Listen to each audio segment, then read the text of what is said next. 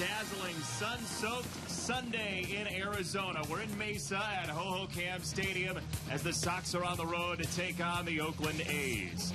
And spring training baseball is brought to you by Canals Auto Park.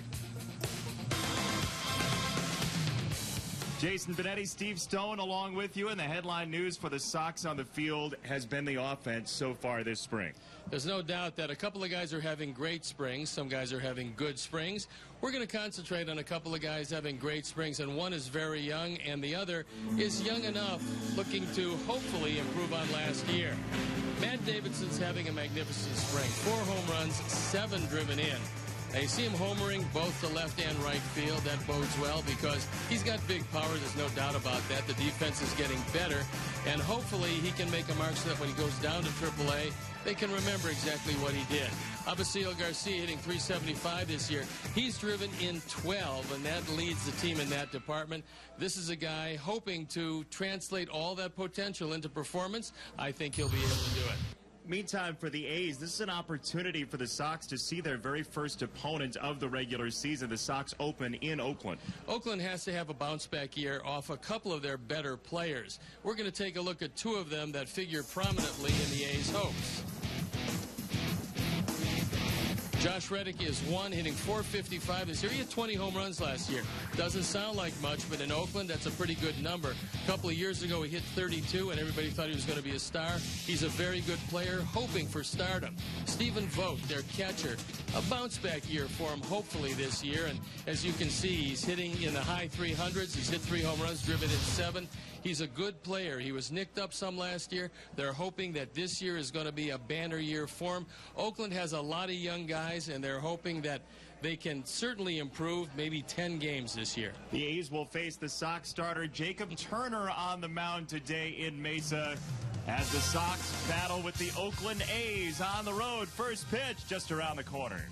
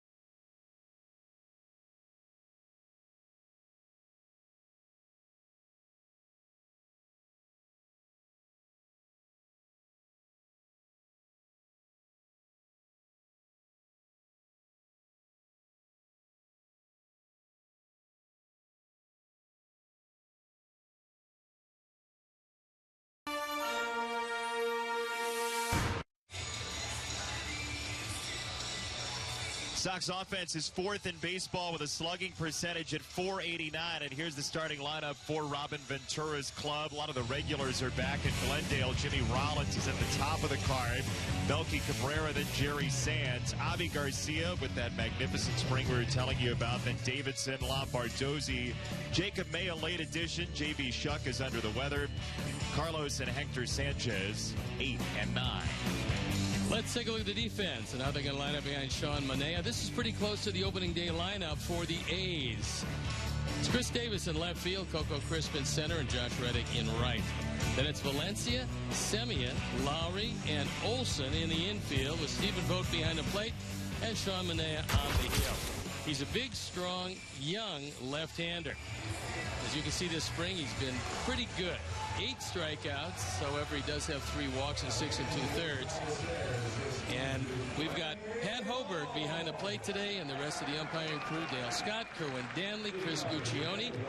And on this beautiful afternoon, once again, this time in Mesa, Arizona, it appears we're ready for baseball. And we have 4 umpires today. We expected to have 4 yesterday. 1 did not make the trip.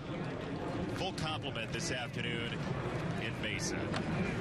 Jimmy Rollins leads it off for the Sox and takes the first pitch strike. Manea's got a big fastball, anywhere from 92 to 96. If he throws his 2-seamer, it'll be 92, 96 for the 4-seamer. Straight change, his second best pitch, and then a slider. Ball and a strike on Rollins.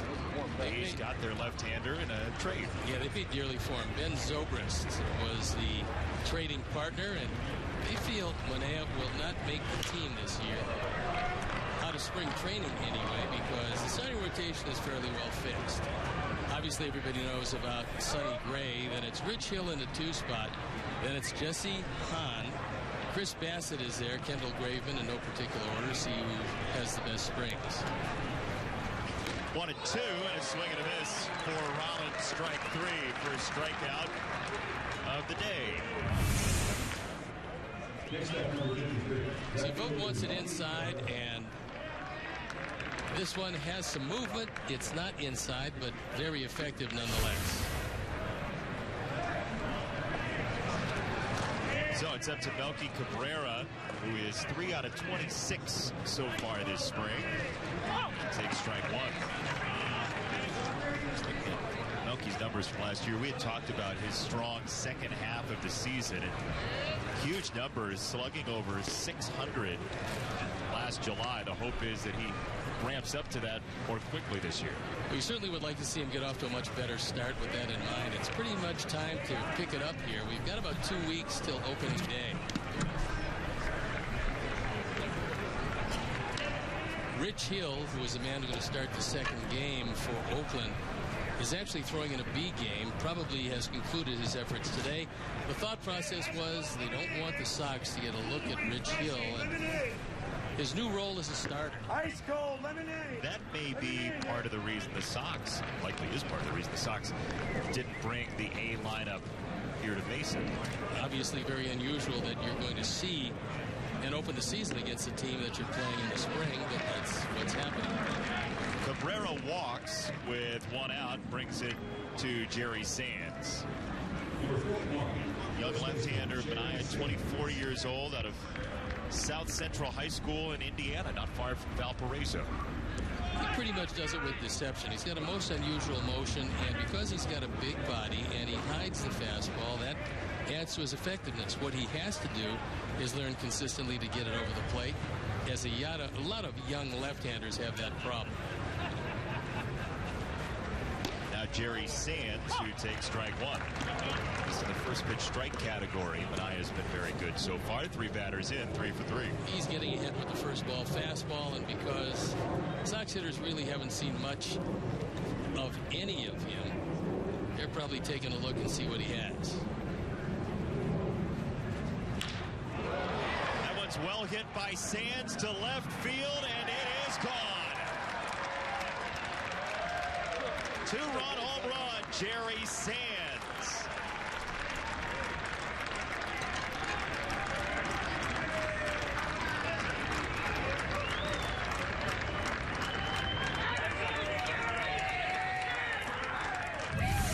Walking the home run and an early lead for the Sox as Jerry picks on a fastball. This one out over the plate. It's about thigh high, very hittable, and Sands, who was bidding for a spot, now that there is somewhat of a open contested designated hitter role, and Sands has really been pouring it on recently. Second home run for Jerry Sands, the 28th of the spring for the Sox, who are on pace for nearly 50 for the spring. And Avi Garcia, a part of that power surge, with 12 RBIs thus far behind that fastball. 340 down the left field line, 410 to straightaway center field, 350 up the right field line. Wind blowing out today. build them big down here, don't they, these parks? They have to for a couple of different reasons. Number one, no humidity to hold up the baseball, so it's a little bit thinner air here. And also, ball has always traveled, if not 10% more, probably 7% more than it travels just about any place else. So this has always been known as hitter central in spring training. And then, of course, Florida has been a pitcher's dream because of the humidity, although you'd never know by some of the scores today. And Davidson with a single to left. It's supposed to be Avi Garcia in the fourth position. Davidson takes that spot from him, and we will see who follows. It's Lombardozzi into the 5 spot.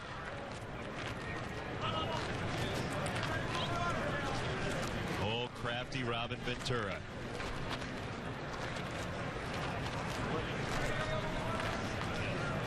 And Travis Ishikawa on deck. So we knew that J.B. Shuck couldn't make it. He's under the weather, but now we see a complete change in the lineup. So Lombardozzi, who's 4 out of 10 this spring, takes a strike.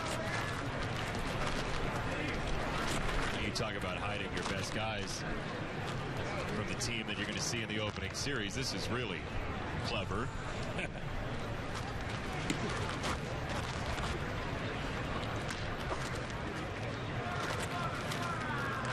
So Sands the 2-run homer, Davidson a single, then Lombardozzi and Ishikawa. We presume it will be May, Sanchez, and Sanchez to follow.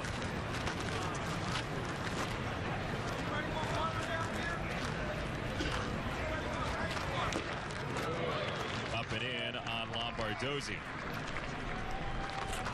So far we haven't seen much of the straight change yet from Manaea. That would be something he would be best suited to start mixing in here pretty soon. Why do you say that? Well, hitters just want to see the fastball. Having seen it, they've all had pretty good swings at it. So it tells you a couple of different things. Number one, especially when it's down, they're getting very good looks and hitting it hard, so they've got the timing of it. And number two, because he's missing some of his spots, and we've seen folks set up both inside and out, and Manaea hasn't really hit the spots yet. That plays right into the hands of the hitters. If they know that they're not going to be kept off balance, you're going to have trouble getting around. On 2-2, check swing, and he went around strike 3. Second strikeout for Manaea.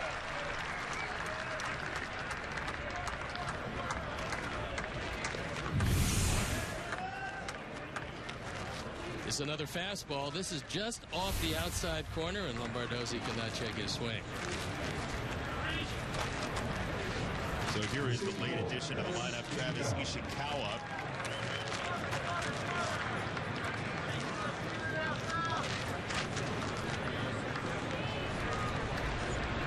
Ishikawa 8 for 22 this spring.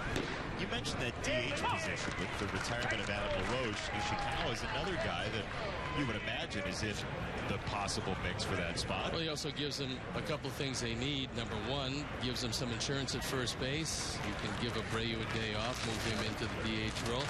Also, gives them one more left-handed bat, especially against the right-hand pitchers. Rolled to short. Marcus Semien a little high, but on the money enough. 4 out number 3. 2-run homer, Jerry Sands. Sox with the lead after a half inning in Mesa.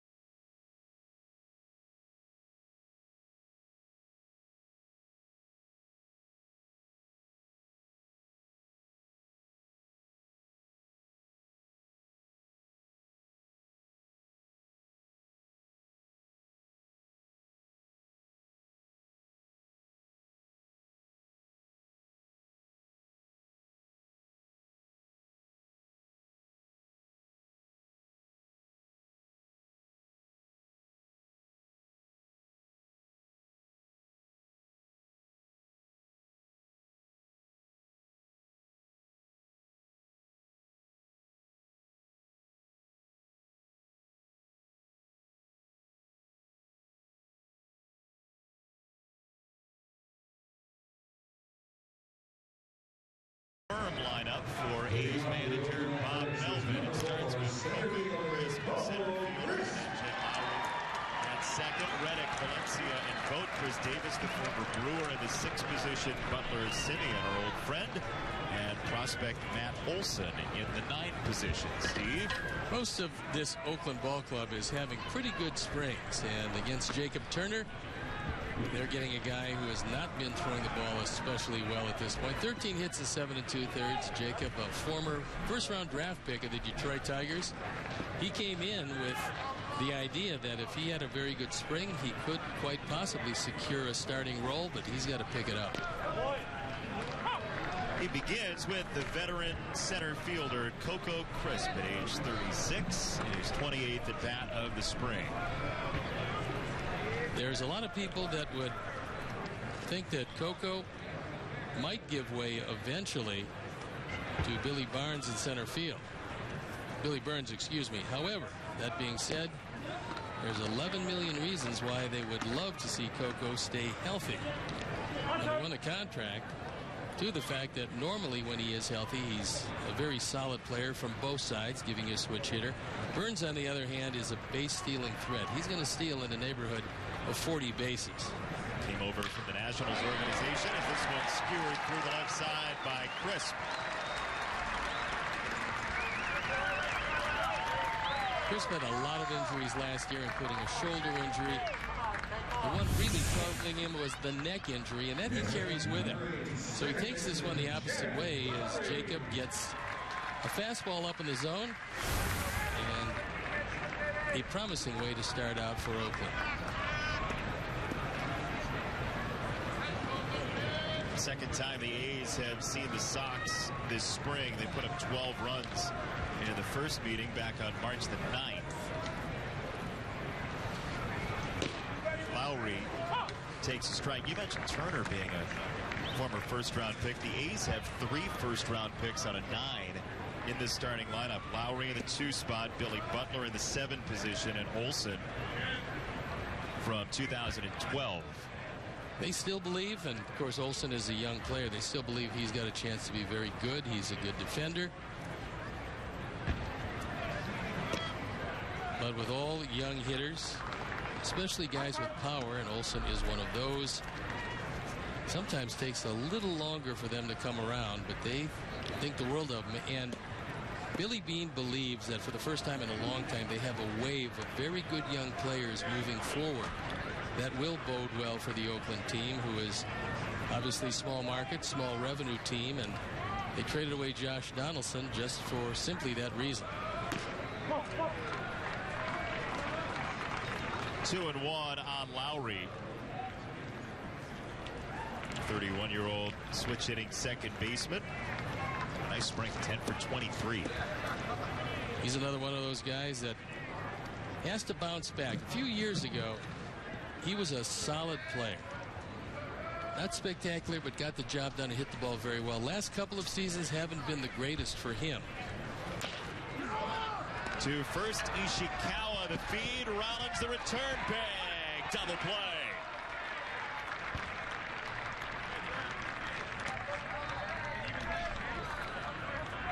Got to be very careful when you cover first base. It's difficult on the 3-6-1, and it's difficult because you got to locate the baseball and the bag. In the case of Jacob, he was very fortunate. He could have torn his Achilles tendon. He could have done a whole lot of things. You have to stay to the front part of the bag. When your leg strays over the bag, you open yourself up to horrific consequences. And you can see where his foot ended up. It ended up on the foul side of the first base bag.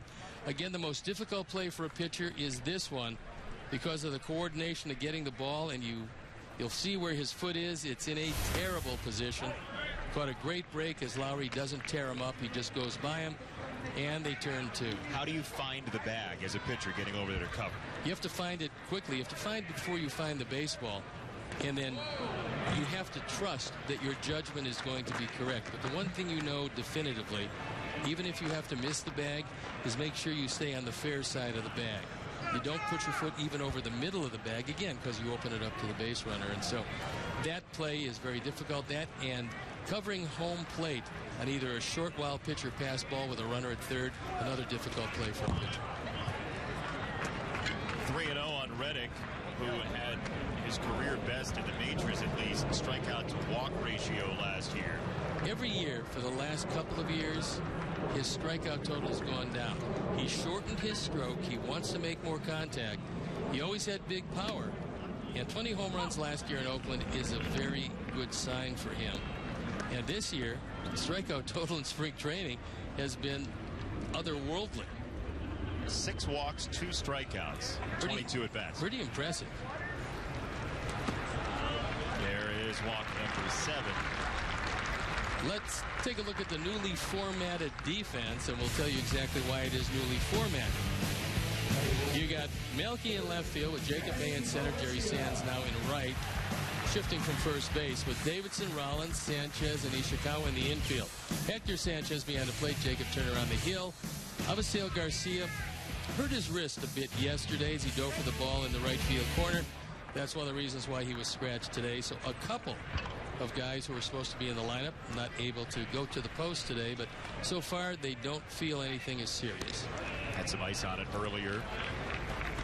It's good news that he was originally in the lineup for the game. So we will get you an update on Avi when we have one. It's Danny Valencia, the former Minnesota Twin, stands in with Reddick at first. By the way, great job by our truck. The graphics machine was smoking. On the fly. They got that. They were adjusting on the fly. By the way, if you could, I will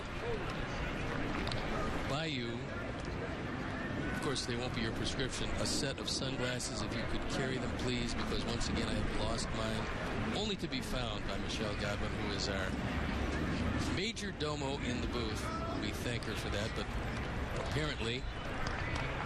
You just leave the places? Well, yes, and trust that some of our kinder folk will return them eventually. We could just attach them to you. Yep. They have glue guns for that sort of thing. I remember the old gloves in the snow days where you clip them to your sleeve. Might not be a bad idea. 2-0 on Valencia from Turner. He's one of the best slugging teams in the Cactus League. Valencia a part of that with 4 homers. And this one is drilled to right center field. May and Sands are back, and May can't make the play. Reddick scores. Valencia to third in time.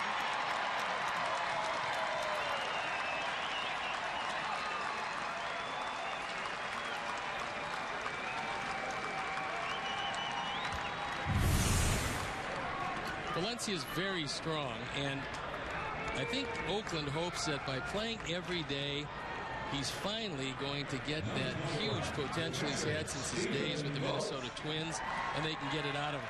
This is his 6th team. He's always been able to hit left-handers. Last year, he started to hit right-handers, and he runs it into a 3-base hit. And the score now is half. Stephen Vogt with 2 down, and how rare that triple is for Danny Valencia. Just 7 in his 6 major league seasons and 1,787 at bats. This one will go into the spring training ether.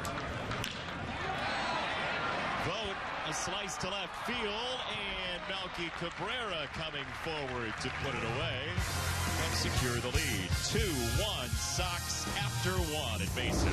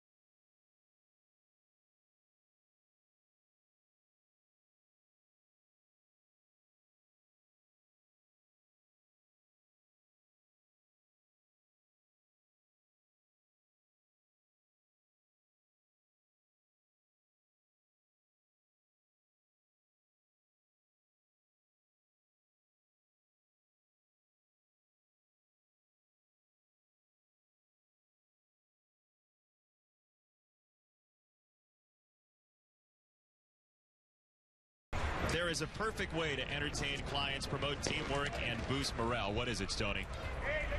It's certainly... it's a White Sox group outing. Well, could it be anything else? You always fail the quiz. Companies, schools, churches, sports teams, you can all enjoy special group benefits when they reserve 20 or more seats. Larger your group, the larger your discount. To purchase, visit whitesox.com/group. The Tennessee Volunteer Group may join us. You never know. A Vols hat here at Mesa. Going to be a lot more exciting this year. I believe that this is a vastly revamped and improved offense. I think you're going to see the result of that as we get ready to head north. Of course, we will have a stop first against the same Oakland team. And Sonny Gray and Chris Sale, worth the price of admission. Those of you who can't travel to Oakland might want to take a look at it on television. I'll be watching. And Hawk and I will be there with the play-by-play. He will rejoin us when the season starts. And a lot of the fans here asking for him today. So a lot of Sox fans in attendance. You know, it's neat. A woman came in here with a hat that she wanted Hawk Harrelson to sign. Yes. And she said, I have learned so many baseball terms. She just rattled off Hawk's baseball dictionary. No, she was first of all, she was very excited to be here. Second of all, very enthusiastic about the prospects of the Sox this year. And she lives within walking distance of the ballpark. May strikes out looking. 3 pitches from Minaya, and he has spanned 3 batters. Sean Minaya got touched up in the first inning, but you have to love his arm. It's good. He has an unusual motion, so he's deceptive. That part of it is good. What he has to do and what he will do, and Oakland will insist on it certainly, is be able to mix in the slider with the straight change a little more often, but he's got a lot of potential. Carlos Sanchez, a big rip for strike one. By the way, we'll be joined by Carlos and everybody's favorite hitting coach, Todd Steverson, will be with us coming up next inning. Judging by some of the adjustments that he's made to a few of these hitters, there'll be a lot to talk about because there's some guys having great springs. Notably, we'll talk a bit about the hands of Matt Davidson. We'll ask him about Avi, who's not in the lineup today, but who's having a good spring. And talk about some of the influences of both Abreu and Frazier and some of the young hitters. So that all coming up. Missed outside 1-2 for Sanchez. I was talking to Todd very briefly today. Walked by him in the hallway at the complex. I said, "What you got today?" He said, "Hopefully barrels." Bad barrels. Those barrels. I got a little concerned for you. Look confused. I was perplexed. Strike 3 for Sanchez. Minaya looks pretty good through 8 batters. Yeah, well, now he's mixing in the breaking ball. Here's the slider, and it looks pretty good. So one of the things that he didn't do in the first inning where he did get touched up is where he didn't, by the way, stay away from the barrels. In the first inning, he seems to have avoided a few of them here. Barrels. Mario and Donkey Kong. Got to avoid the barrels. I remember the barrel. Sanchez goes after the first one. Hector Sanchez, the former San Francisco Giants catcher.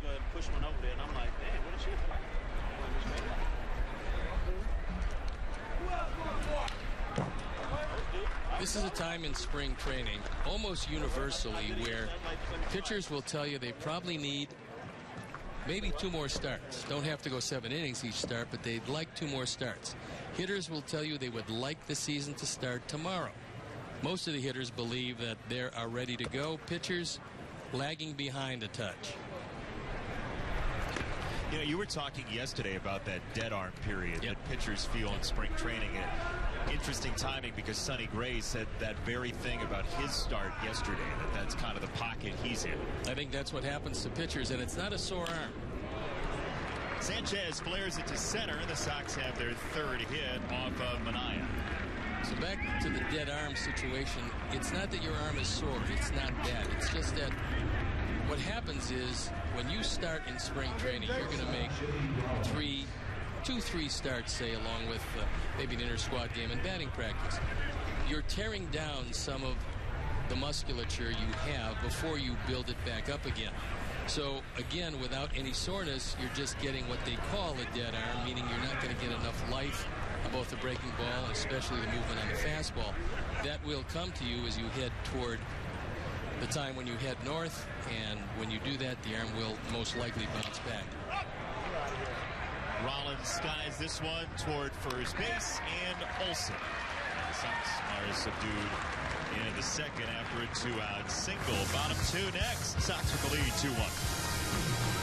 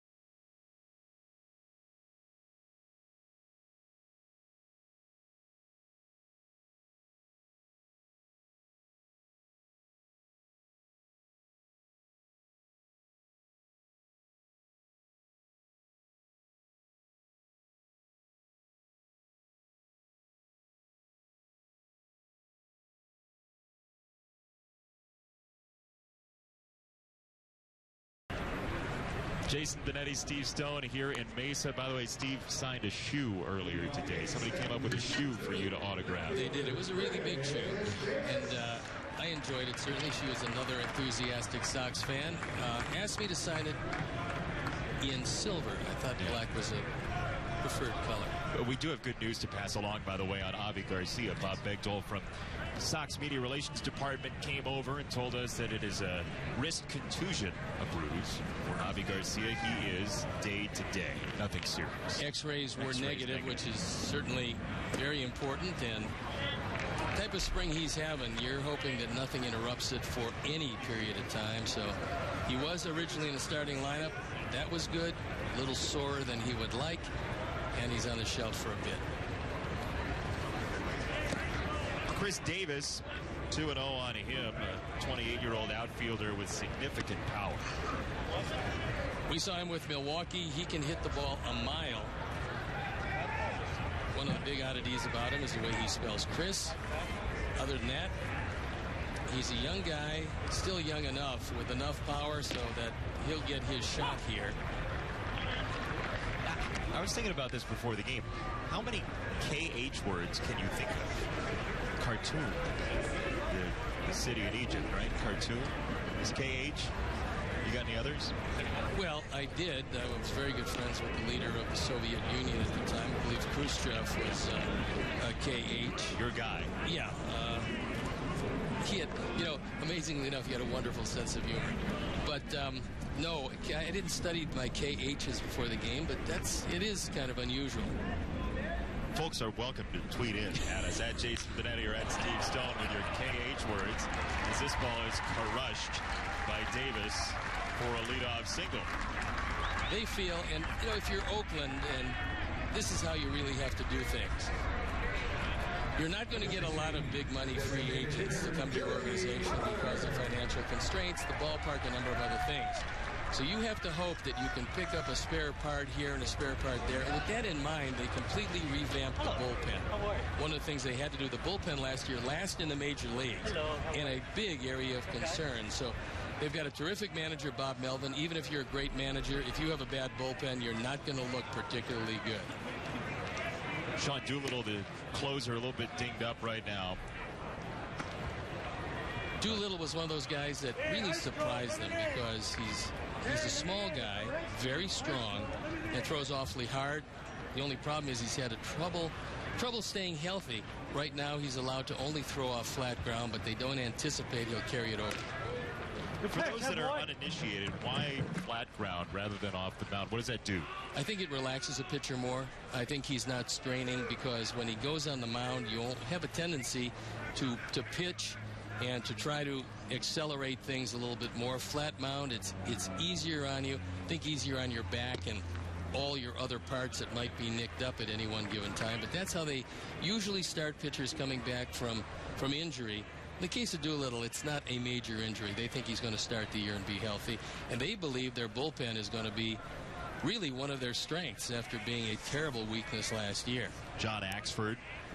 That's a big addition. Ryan Madsen, another big addition. Turner gets a strike on 3-0.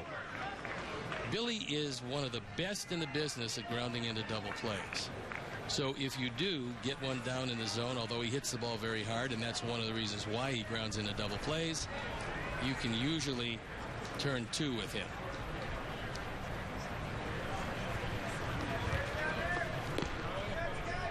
Inside ball 4, second walk today for the A's. By the way, I've been corrected on Twitter. Khartoum is in the Sudan rather than Egypt.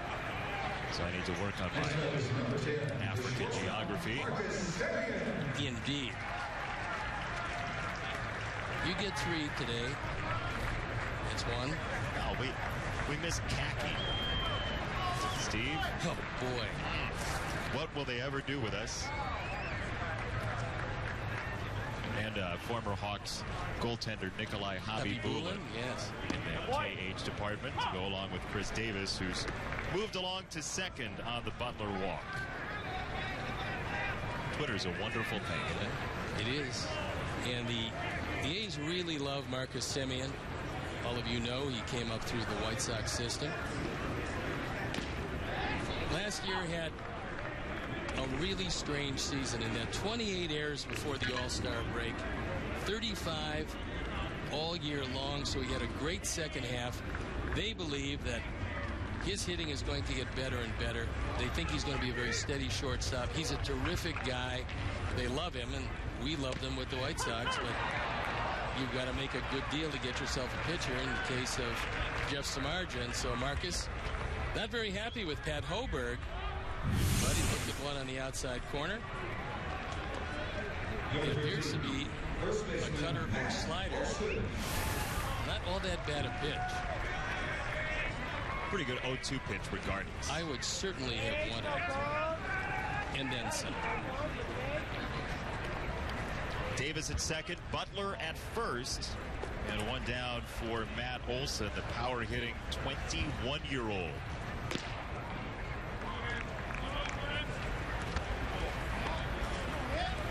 He was number 100 in the MLB top 100 prospects.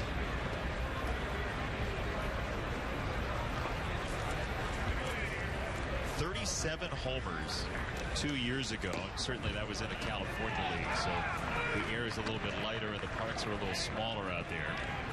But strong power numbers nonetheless. The Cal League historically has always been a hitter's league. And you still have to hit the ball. You still got to take it out. And he does have big power. Got under this one and fouls it away.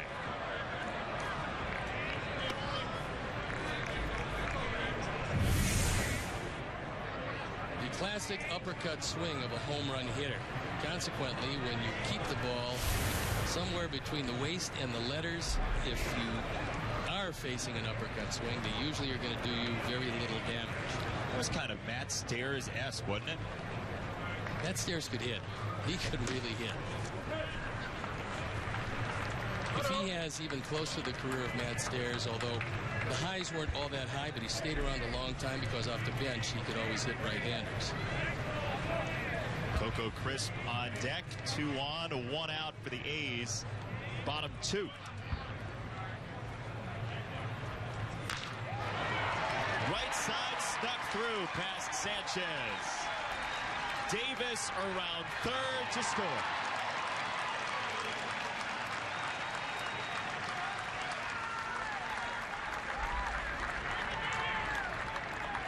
That must have been just offline because it looked like they would have a shot.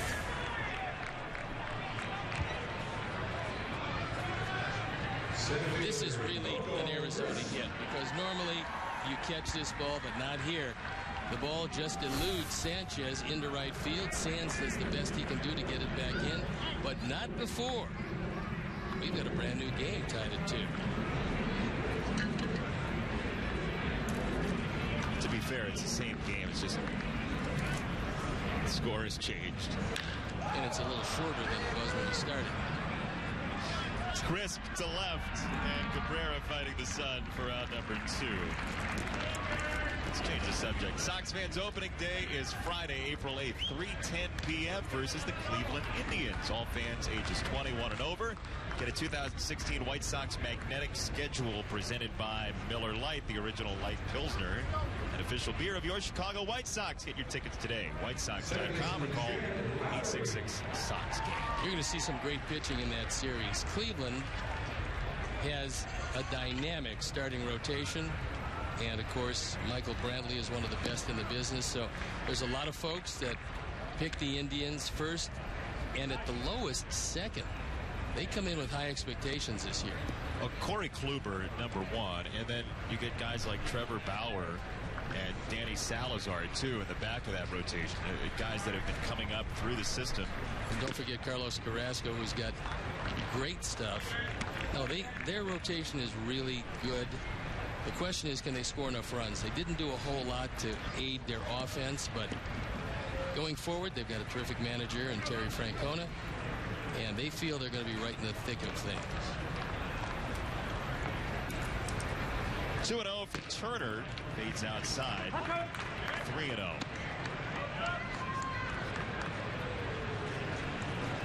When that fastball is going away from left-handers, mechanical issue, what is it? Almost without exception, if it's up and away, you're opening up too quickly, and I'll explain it to our listeners and viewers. Ball 4 to Lowry, bases loaded. Don Cooper's going to come out and explain it to Jacob Turner. I will explain it to you folks listening and watching out there.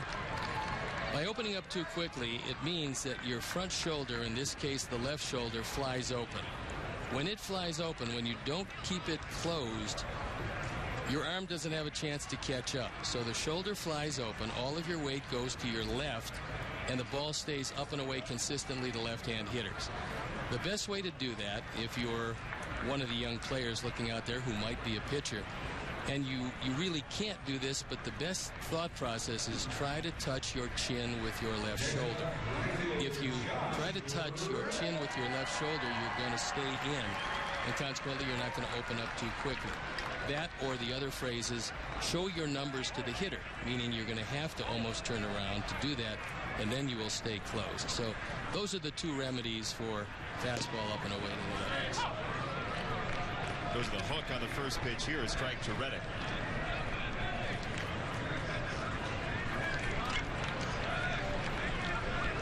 Major shift on to the pull side for Reddick, who walked on 5 back in the first. Center field, May coming on to make the play. And strand 3, Oakland Athletics here in the second inning. The A's have tied the game at 2.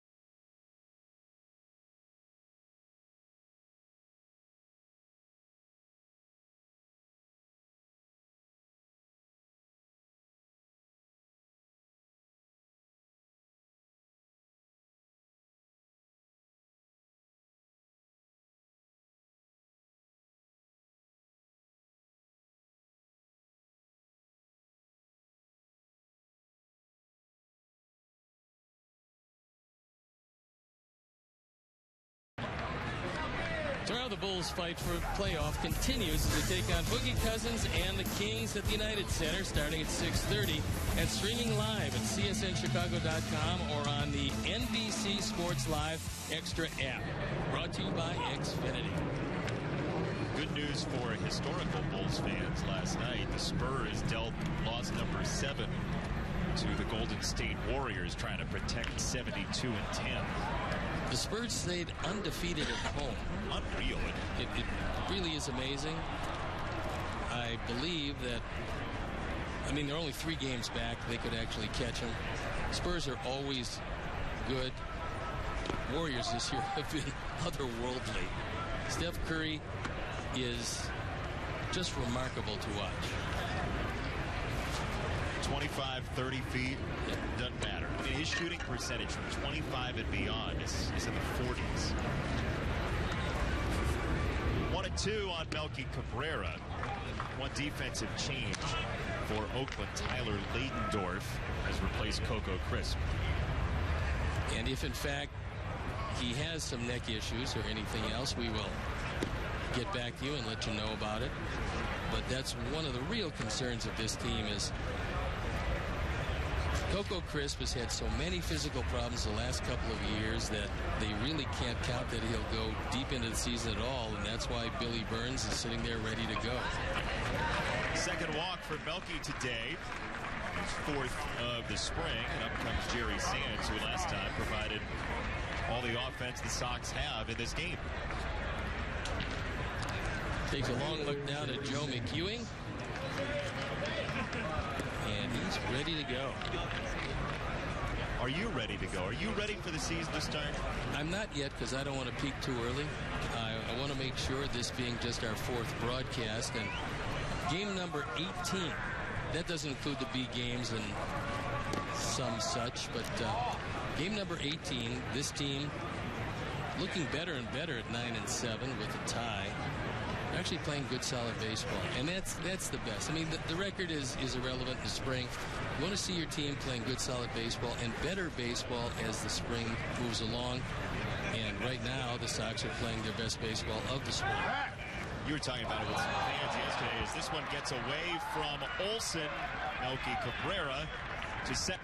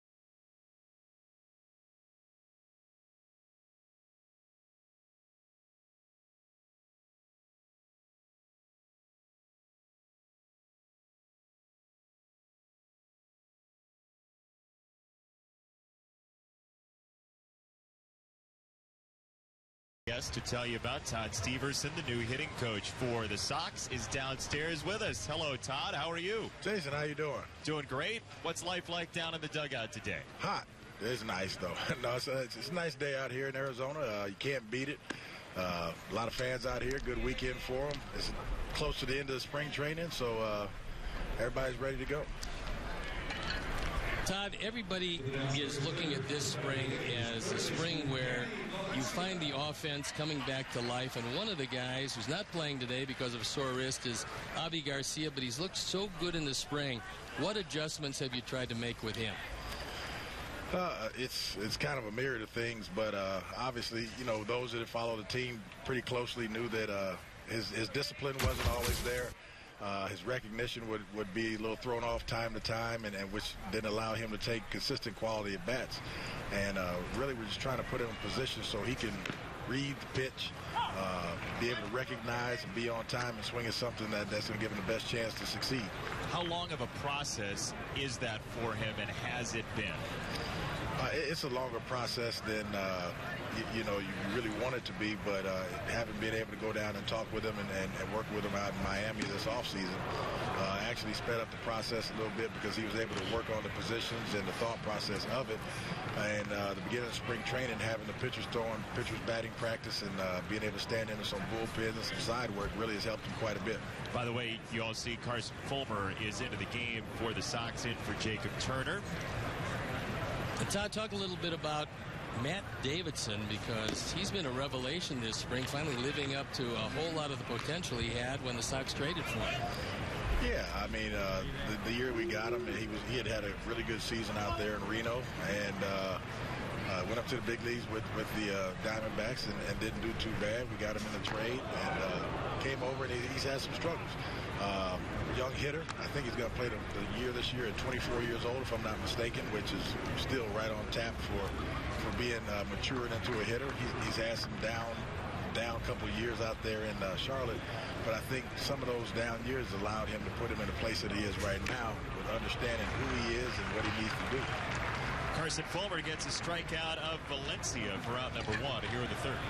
We've seen a whole lot of Tyler Saladino this year. Hit a home run yesterday. Also drove in a couple of runs with a base hit. And one of the things that was just terrific is the bunt that he laid down. As far as execution is concerned, is that one of the things that you're working on with a whole lot of hitters this spring?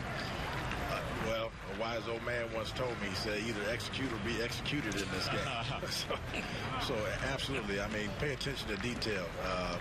Get the job done when necessary. We do need to beat some shifts from time to time, understanding the flow of the game. And, you know, maybe you can hit a home run, but we're down by 3 runs, and they're giving you the hole on the right side or left side. Go ahead and take a shot at it. Let's get a guy on base. Let's try to start something up.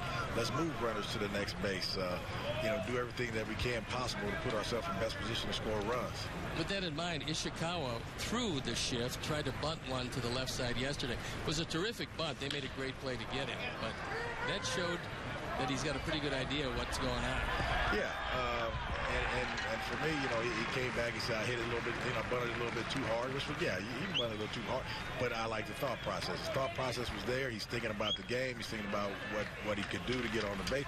And at the end of the day, for us, it's like, all right, as a team, if we show everybody that we're here, we're heading, we're baseball hitting intelligent, that you can't just sit there and we're not going to take what you give us, then I think we'd be crazy not to do that. And we've been trying to do that at practice-wise and game-wise.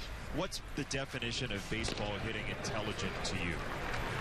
Well, the scoreboard can tell you how to play the game a lot of times. And, a lot of people say, hey, let's play the game the right way. And it's been conveyed to them on my level, I said, and people go, well, what is the right way? I said, everybody knows what's the wrong way looks like, And so, if everybody knows what the wrong way looks like, let's play it the right way.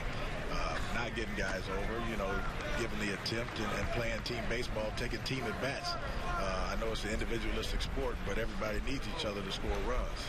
Quickly, before we let you go, a couple of young guys, or maybe one young guy who's really stood out to you. Boy, Jacob May's done a really nice job for us here. Coach, I mean, honestly, all of our young hitters have come out here and put their best foot forward going out here. And, Coach got a lot of pop. And I know a lot of people didn't know a whole lot about him coming in. I know Engel took a lot of the press being the MVP of the Arizona Fall League. But Coach is a good player, and so is Jacob May. And before he got hurt last year with the concussion, running into Tim Anderson, who obviously is highly touted for us also, was having a heck of a year with him. Well, I think you're doing a terrific job. You've changed a whole lot of hitters, and right now everything is looking bright and sunny. How's the attitude in the clubhouse these days? The attitude in the clubhouse is good. It's good. They're still ready to go. We know we're coming out here to play baseball. We're going to grind them out. It's 27 grinded outs.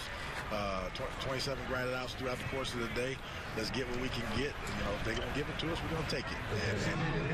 And we're here as a team. And whatever we leave with on April 1st going into San Diego, or when we go to opening day here in Oakland, the boys are going to be ready to go. A little bit about Travis Ishikawa, because he gives you some insurance at first base. Plus, looks like he has a little pop. How have you seen his progress coming this spring? Well, Travis will take a professional bat for you. Obviously he's played in some very important ball games, especially World Series, being a World Series MVP. So I don't think any situation or any game situation really stuns him at all at this point. Once you've gone through that, that's the highest of the high. And he knows how to come either A, probably come off the bench and taking a bat, being in a lot of National League teams that he had been with, and B, go out there and play every day. And he also has some versatility, can stand in the outfield. And you know what, he comes here with a lot of knowledge of what it's like for a team to come together and be good. Bouncing ball to shortstop, Jimmy Rollins retired inside. Todd, thank you for the time. Certainly appreciate it. You got it. Anytime. It's Todd Steverson, third season as the hitting coach for the Sox, joining us from downstairs. 2-2 tie after 3.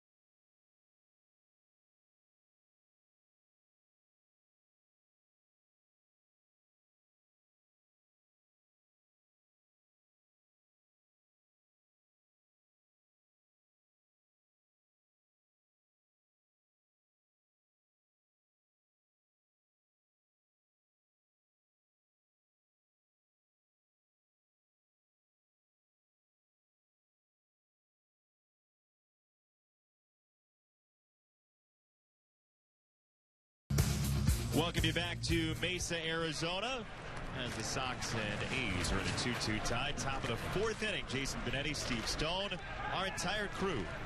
Lovely Mesa. Sean Manaea out for his 4th inning to face Travis Ishikawa. We thank Todd Steverson for his insight from downstairs. Good stuff. Yeah, I think that he's got a pretty good idea. What I liked, what he talked about, was the fact that during the offseason, he went to Miami to work with Avi Garcia. So it's become a year-round business. There's no doubt that coaches, the good ones, are greatly appreciated, and for them, you really never stop trying to think of things to improve these various hitters who are also working year-round, which is something they've been doing for probably the last 15, 20 years, which was a radical departure from what they used to do in the past. Now hitters and pitchers both are coming to spring training essentially ready for the year in a lot of ways. Yeah, almost without exception, they're in very good shape. Sure, they have to tune up and strengthen their arms, but you don't find too many guys coming in 30 pounds over. That is a strike three that Ishikawa is in dispute about. I can understand where he'd be a little unhappy. This is a high fastball. He thinks it's a little too high. But Pat Hoberg, who has the deciding vote, said it was just good enough. If anything, Ishikawa is frustrated about the delay in the call, you imagine.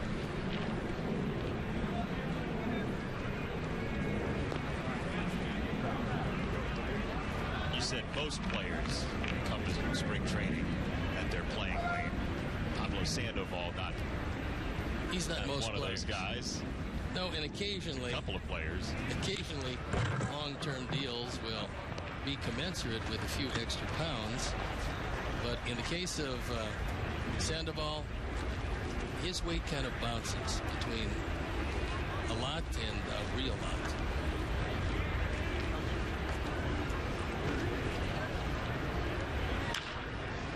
This one slammed foul by May. Jacob May, who caught the eye of Todd Steverson this spring. He looks excellent in center field for one thing. You know he's going to be able to steal a lot of bags, and speedsters, as the game shifts from everybody trying to hit a home run every time up to more speed, more defense, they become paramount in this game, in this particular age. 2 down, and we remind you that you can customize your own Pick 7 or Pick 14 season flex plan today. The Pick 7 and Pick 14 plans feature savings off individual game tickets. For tickets or more information, visit whitesox.com or call 312-674-1000. That's 7 strikeouts for Manaea, who's throwing the ball very well. Had a rough first. After that, he's been throwing it as well as he can throw it. And for him, the key was mixing in the secondary pitches.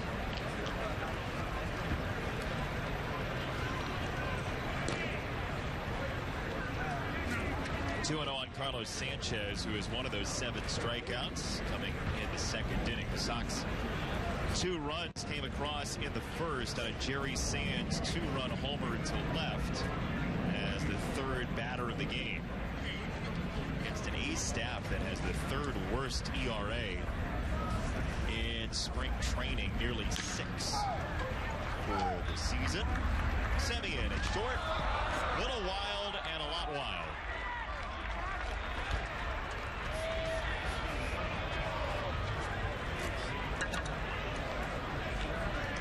On the first ground ball that ended the first inning, Marcus had some problems with it as he threw it high to first base. This time he throws it wide to first base as he takes his time and still throws it well wide of the bag, and no chance for Olsen on the swipe tag. And that will do it for Manaea. They wanted to get him through 4. The errant throw from shortstop makes it 3 2/3. So we'll check in on the Athletics bullpen, which has been tuning up. Coming up after this. Is he in the big leagues?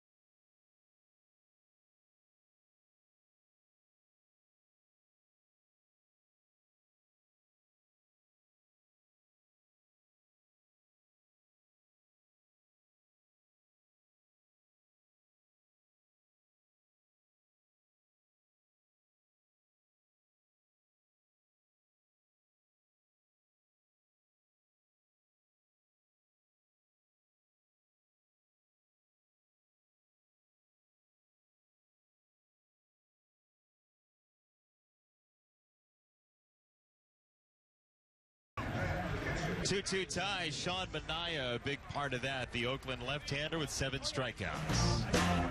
He got rocked early and then settled down and threw the ball very well.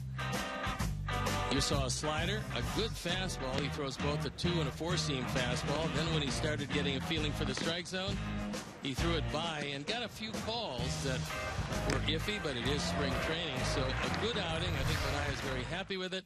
And now the Oak Lawn product, Mark Zipchinski, coming in the ball game. And it spelled exactly as it sounds. RZEPCZYNSKI of the Oak Lawn Zipchinskis. Born at Oak Lawn, went to high school at Servite out of California. If you are a situational left-hander, and he is, you're going to get your chance to stay around the league for a long time. He came in 2009 with Toronto. Later, made it to St. Louis in 2011, only to see him shuttled to Cleveland in 2013, San Diego last year, now here. Murder on left-handers, 215 career as the left side of the infield has had an adventurous 4th inning. Valencia gets it over there to retire the side, and we go bottom 4 in a 2-2 tie.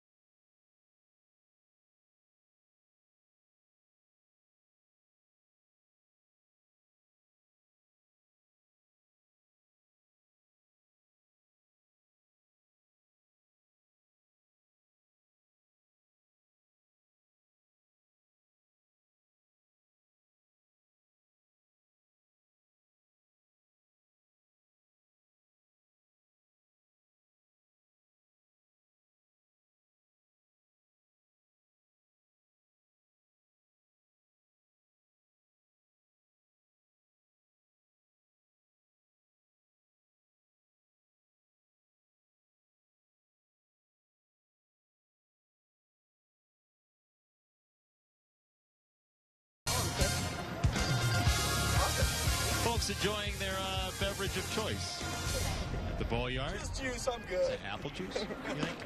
Where are we get an apple juice? I would hope so. Here at the ballpark. Pear juice.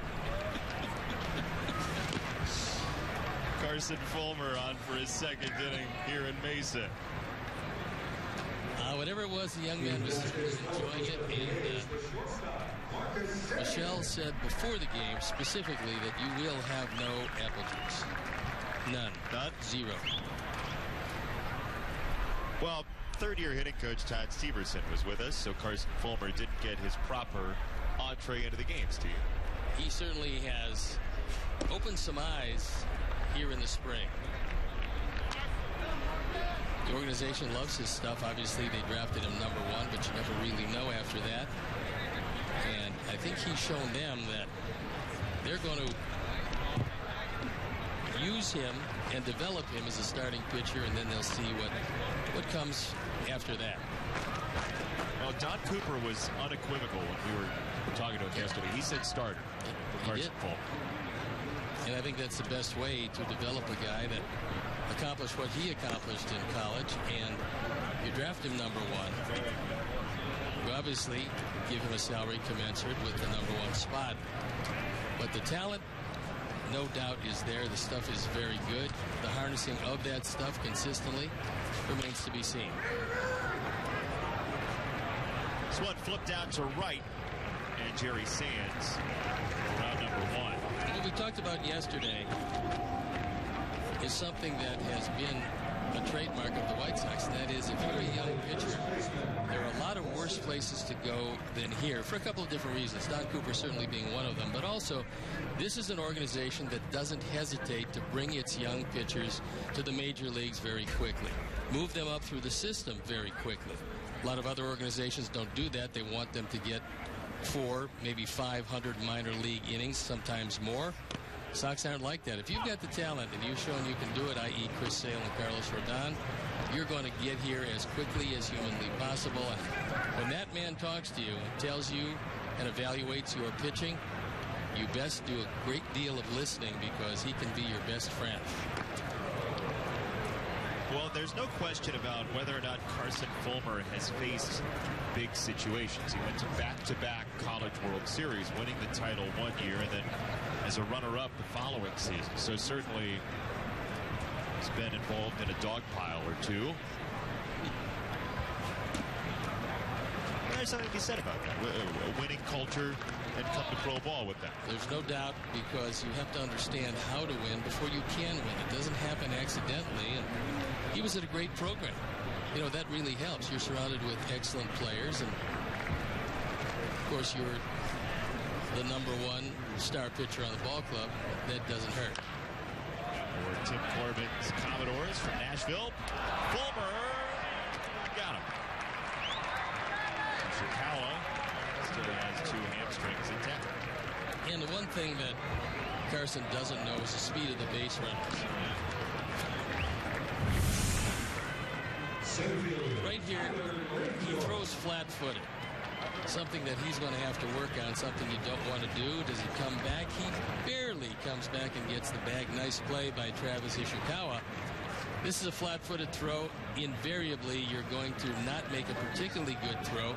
He had the time, and you want to take at least a step. They call it a crow hop. Take a quick step and make sure that you have a whole lot on it and you stay on top of the ball and not under it. Now, the first at bat for Tyler Ladendorf, who came on for Coco Crisp. On the ground at third, Davidson across the diamond for out number 3. Smooth inning for Carson Fulmer. 1, 2, 3, it goes. He's allowed just 1 base runner through 2 on a walk after 4. We're tied.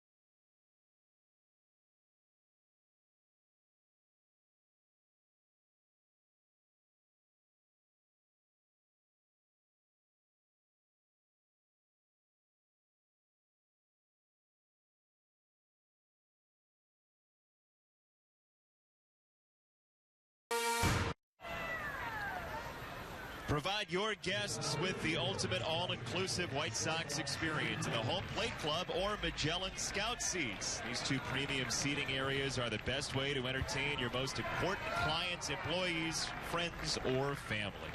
For more information, 312-674-1000 or visit whitesox.com/premium seating. Your most important clients, employees, friends, or family. Rate your family. Not just the casual members of your family, but the most important ones. Aunt Bertha can take a back seat. Jimmy Rollins, count 1-1 from Zepchinski. Another beautiful day here in Mesa.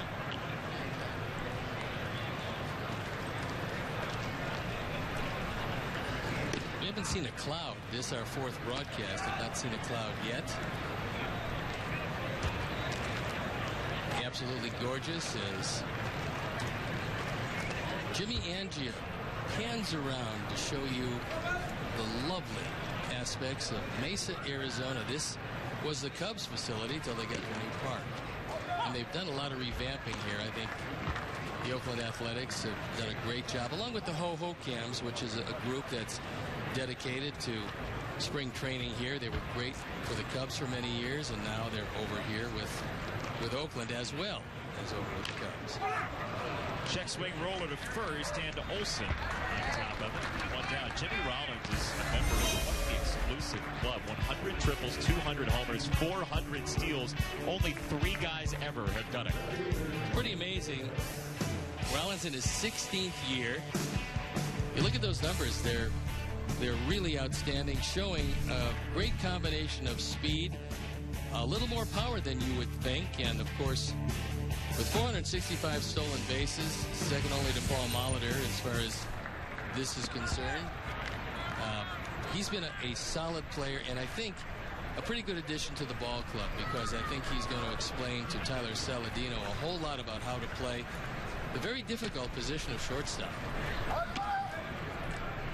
Where does shortstop rank for you in terms of difficulty to play among the positions? Second most important behind catchers. I think catching is the most difficult.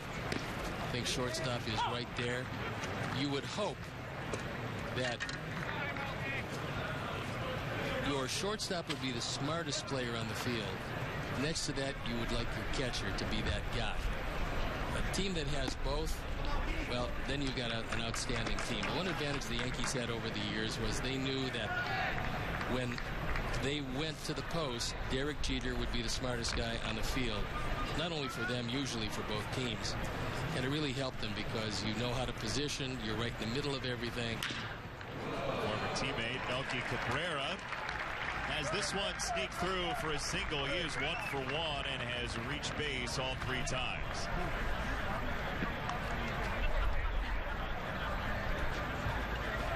And we've got a pitching change as Bob Melvin takes the walk to the mound. He's speeded up his walk to the mound, and he's going to have to with the new 30-second rule and the spacious dimensions of the stadium in Oakland. So Angel Casper comes into the game, and Zipchinski will exit. So we'll step out and be back after these messages.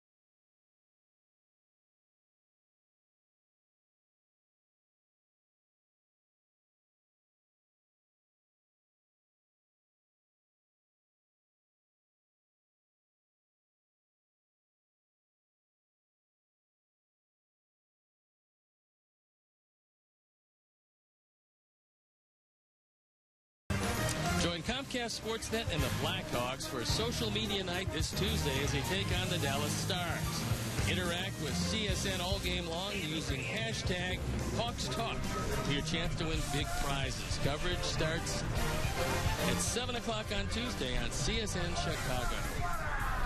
Hashtag HawksTalk. That's lemonade, by the way. Apple juice, not lemonade. Here's Angel Castro. Sporting a lofty 7.20 ERA, 5 hits. Not real good command to this point. As you can see, left-handers have hurt him more than right-handers, and he inherits Cabrera at first base, and 1 out here in the top of the 5th inning of a 2-2 tie. Jerry Sands, his first opponent. There's a fastball away. Angel Castro, in his 9th season, made his major league debut last year with Oakland. 5 games, 4 innings, 8 hits, just 1 earned run. There is a man of persistence and infinite patience. Played out in Japan. He played the Mexican League for a couple of years, and the American Association of Independent Baseball. All this out of Western Oklahoma State, where he played his collegiate ball. Their baseball coach, by the way, at Western Oklahoma State is Kurt Russell. Not Good. The actor. Are you sure? No. Well, I love Tombstone.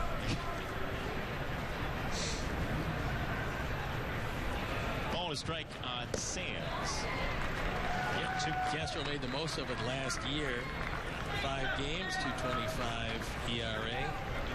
After a very patient stint through, as Jason told you, the entire world trying to get to the major leagues, and finally got there. So congratulations, because it's a difficult trip for a whole lot of people, and you'll always say you got there.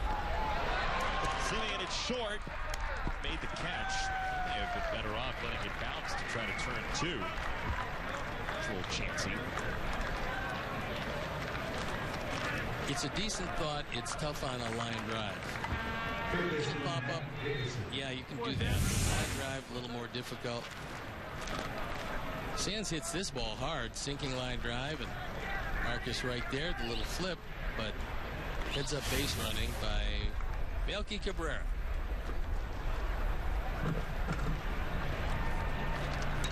Two down for Davidson. Who poked a single to left against Minaya back in the first.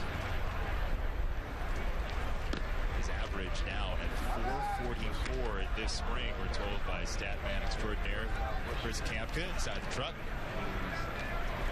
He's got it all. Even an air-conditioned beard in the truck. It's a good day for it. It's warm today, very much so. On the ground, shortstop Simeon, jump throw, no. He made it a whole lot closer than it appeared it would be. There's Matt Davidson hustling down the line. Marcus Simeon into the hole with the jump pass. And almost got it there. Watch it again. This is a long way back. Shows you he's got some arm strength. And just by an eyelash, Matt Davidson with yet another base hit, giving him a couple today.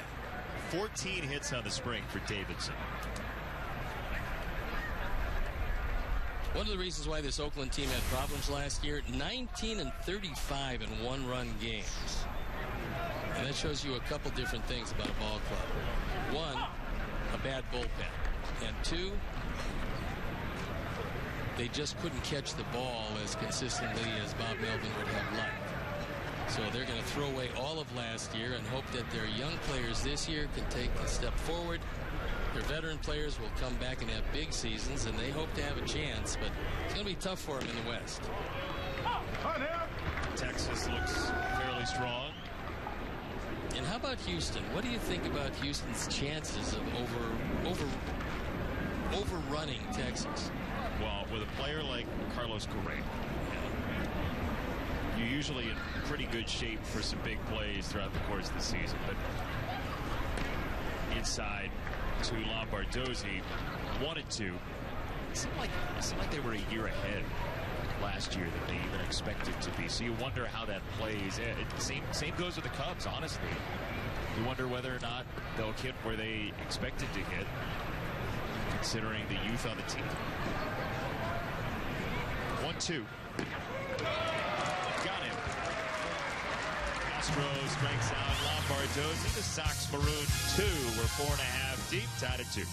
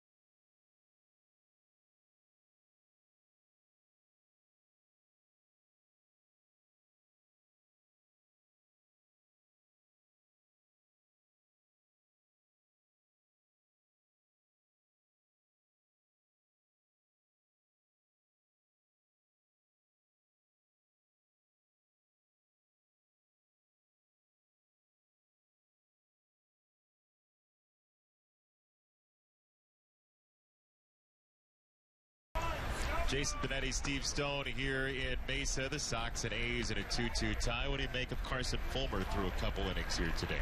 His stuff is terrific. There's no doubt about that, especially if he can get to the point where it's a wipeout pitch. Then that breaking ball is just unhittable. So for a youngster, he shows absolutely great promise. They want him to get a little more experience, as certainly you should expect. But this is a guy that you're going to see in the not-too-distant future.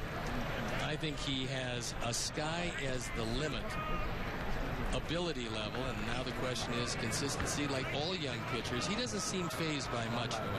I was chatting briefly with Don Cooper about it before the game, and Coop said Carson Fulmer threw some small numbers, something like 3 to 5 changeups in his college career. You can understand it. The rest of the stuff's overwhelming, and if you don't need one, there's no reason to use it. It would, however, hold him in pretty good stead if he could come up with a changeup. I know Don Cooper, like most pitching coaches, will tell you that it's just such a devastating weapon in the major leagues that you can continue to foul up hitters' timings if you have a good changeup. Not easy to throw one, however. 1-2 on Lowry, who walked in the second and bounced into a 3-6-1 double play in the first. So the A's formerly have Sox second baseman Brett Lowry. And now, against the Sox today, play Jed Lowry at second, testing everybody's pronunciation skills. I'm sure that's what Bob Melvin was thinking as he was making the lineup. That was paramount in his decision of who to play today, but they actually played almost their entire opening day lineup. Fulmer gets a swing and a miss for strike 3. There's a look at one of the league's best, Bob Melvin. He was the bench coach for Bob Brennan when the Diamondbacks won the World Series in 2001. Highly respected baseball man.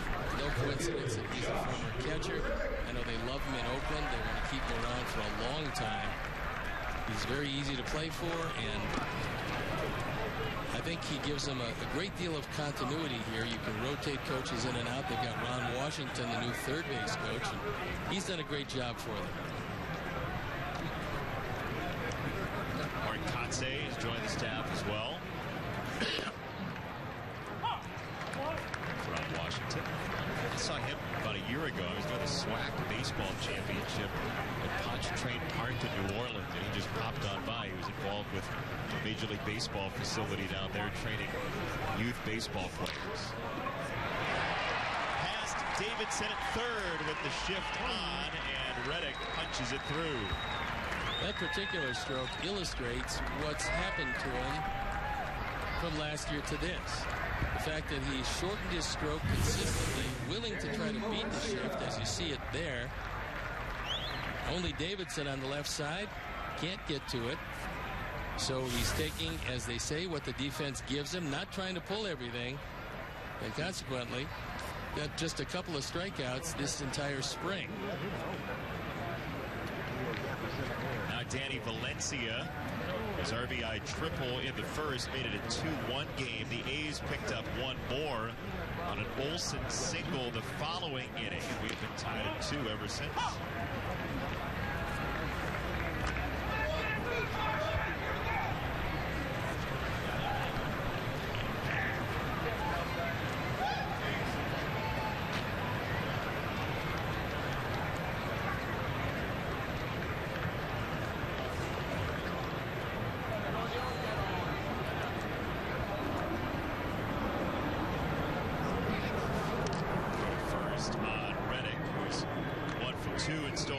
So far this spring.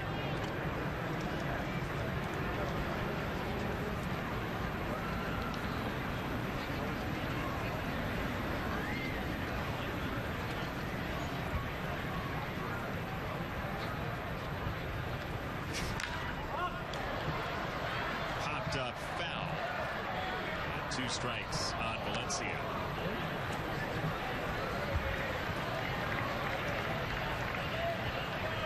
Reddick career, by the way, over at first. 33 steals, 41 tries. Let's take a look at the pickoff move of Carson Fulmer. That was not your I want to pick you off move, because you don't jump off the mound when you do that. That is a I know you're over there and I'm not going to disregard you. Those are long names for those moves. I'd heard A move and B move prior, but you like the more verbose. I know you're over there. In fact, if there's a choice, I always like the more verbose. Yes. Just keep it well. It could also be I'm keeping my eye on you move. It can be a lot of different things. 1-2. He's down 2-2.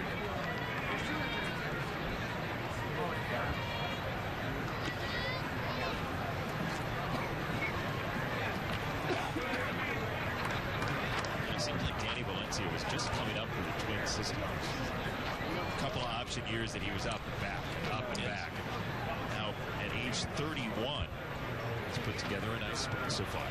What Oakland hopes is that because he's going to be the everyday third baseman, that he can really show what he can do against right and left-handers. He does have big power. There's no doubt about that. Nice block by Sanchez as he goes down and makes sure that there's no advancement on the part of Reddick.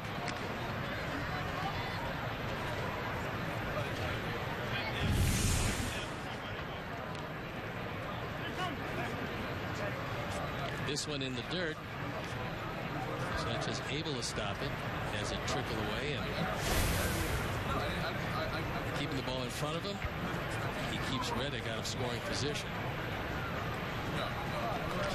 With one out here in the fifth, 3-2, Fulmer to Valencia will have to wait.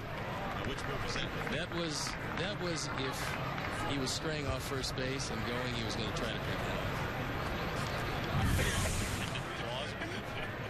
That was, yeah, still a little slower than you would like, but he thought maybe if he got him leaning the wrong way, going on 3-2, he could get it. He holds here, Reddick does, and Valencia fouls it away.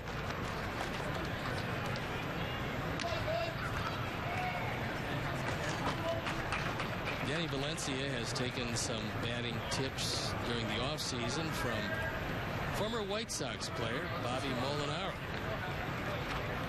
Molinaro, a good guy, was a pretty good hitter in his day.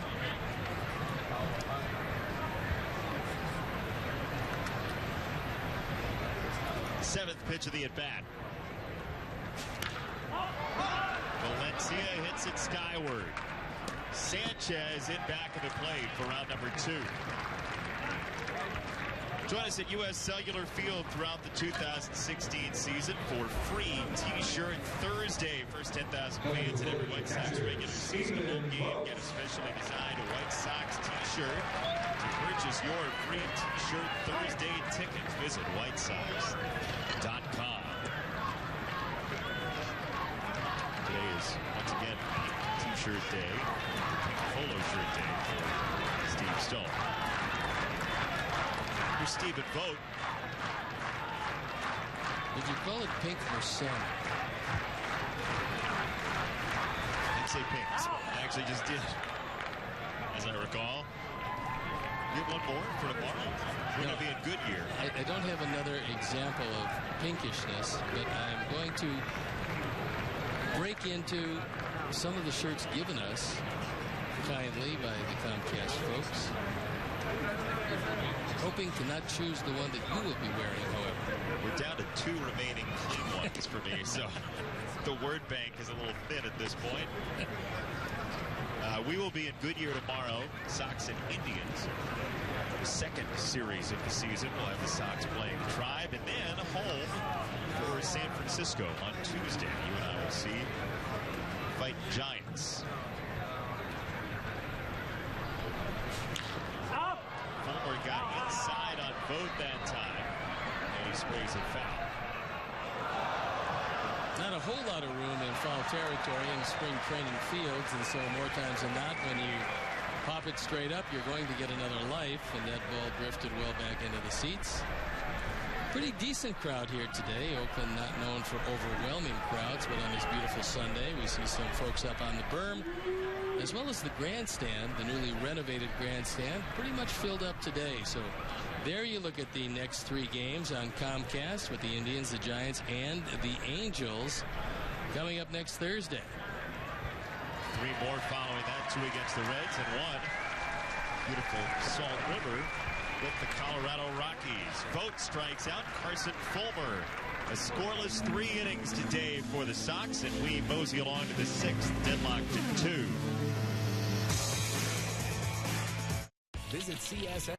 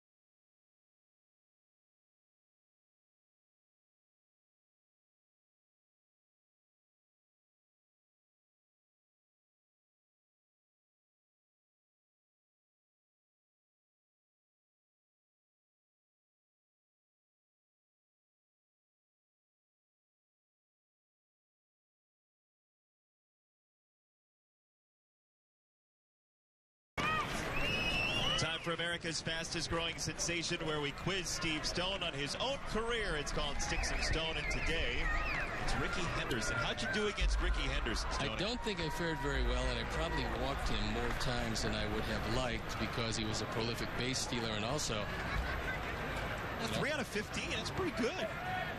Ricky's let himself go a little bit, though. I mean, in retirement, things have gotten a little difficult for him, but only 3 for 15. I'm surprised. Ricky was very tough. It seems, though, and I don't know if those were all singles, or I think it seems he turned singles into doubles. 3 steals and 3 hits. Well, I think he did that to a whole lot of different people. He was very difficult to deal with because of, we talked about it yesterday, the art of stealing a base was almost instantaneous acceleration, and Ricky was able to do that. We've got a new catcher coming into the ball game. It appears to be Bruce Maxwell. That's because it is. You can tell. You can tell by his the depth style. of your knowledge.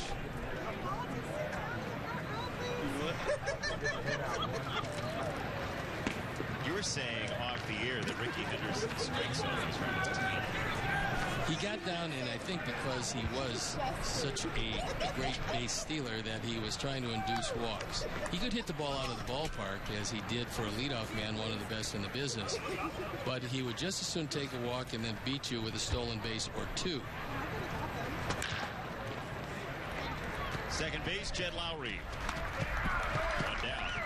So he did get into a severe crouch, something that they did more yesteryear than they're doing today. There's a lot more of the stand-up hitters than we saw in the past. 1,406 steals. Just caught 335 times. Very good. And bear in mind, the caught stealing also has pickoffs, so that's probably a big part of it because he was a very aggressive base stealer. Breaking ball, strike begins the at-bat of Jacob May. So, considering all that, Ricky Henderson had 0.2% of his stolen bases in his career against you. It's surprising. I thought it was 0.2, 0.6, whatever. You can only have 1 decimal. Only 1 point? May to left. Davis has to watch it bounce. Can't get it there. Now you have a very firm idea why I don't do my own accounting. You said yesterday you were the math guy. That the middle initial M. That was yesterday. That was yesterday. Mathematics. We're turning the page today. 0.2, 0.6. I want as many points as I could get. Cool out here. So you're a porcupine guy. No. Yeah, maybe. Nah. Check back tomorrow. Okay. Here is Carlos Sanchez, who has reached on an error. It's a pretty good move to first base by Castro. And he couldn't, however, get one of our best base stealers, Jacob May.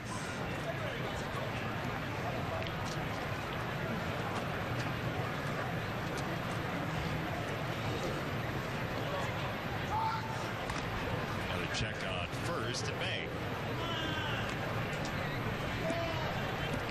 Castro does use 3 toe taps after he starts to come set.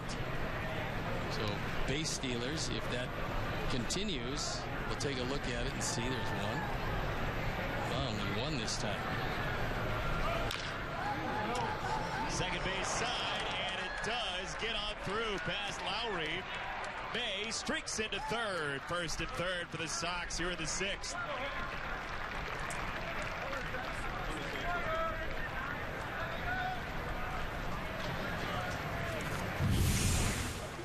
The bouncing ball through the rock hard infield, and it just skips by Jed Lowry.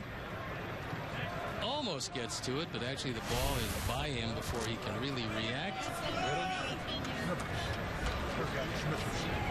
You saw the speed on display for May with his 37 steals last year. Double-A Birmingham tied for second in the Southern League. Now Sanchez. It's a pretty speedy team. Timmy Anderson, 49 steals with Birmingham, 37 for May.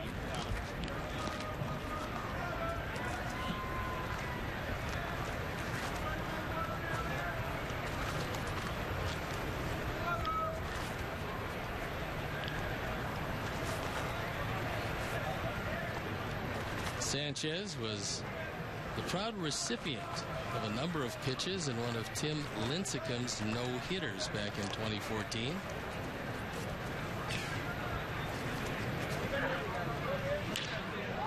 Line drive to short, and Simeon is on it for round number 2. That ball hit very hard, but unfortunately, Marcus Simeon in the perfect spot. And ends up base running by Carlos Sanchez as he does not get doubled off and taken out of the inning.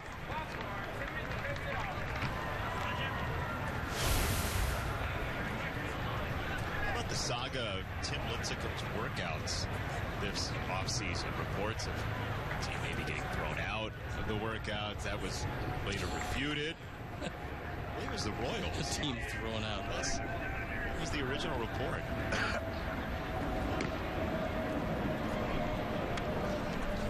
He had such terrific stuff, and then all of a sudden it just kind of disappeared. How does that happen? He's not a big guy, so perhaps, you just get to the point where you've thrown enough pitches and your arm starts to deteriorate. It's a game of attrition. Nature's going to take away at varying degrees a lot from you, and then you have to make adjustments. It doesn't matter if it's a hitter or a pitcher. It's a constant game of adjustment because of the fact that it's tough to beat the aging process. Now, he's still a relatively young pitcher, but again, with the frame he has and the type of delivery that he used, could very well be that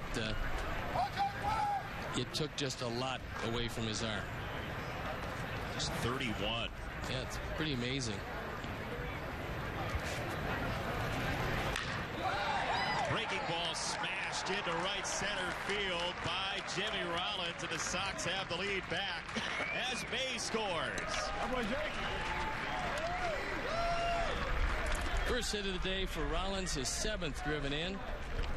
But that had the ball out of the infield, but a hanging breaking ball winds up in center field. And 2 out base hits. Managers love that. And Jimmy Rollins puts the Sox on top as he departs from this one. Tim Anderson, the pitch run for Rollins. It's over.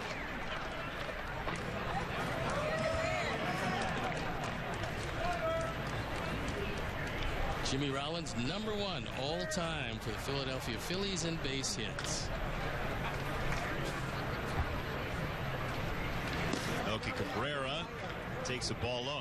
Just looking back at Jimmy Rollins' numbers with the Phillies, and he won the MVP in 2007. In 2008, his swing and miss rate was quite low. It was under 10% for the year. He's always been a pretty good contact hitter.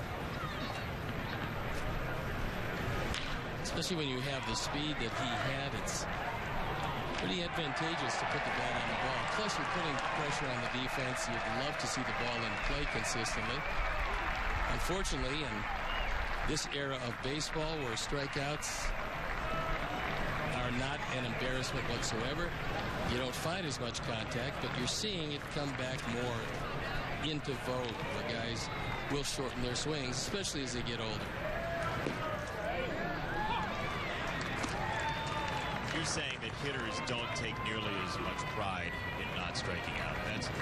That's what you're saying. No, there was an era where guys would strike out very infrequently, sometimes under 50 times, and those were some of the power hitters, and now it just doesn't work out that way.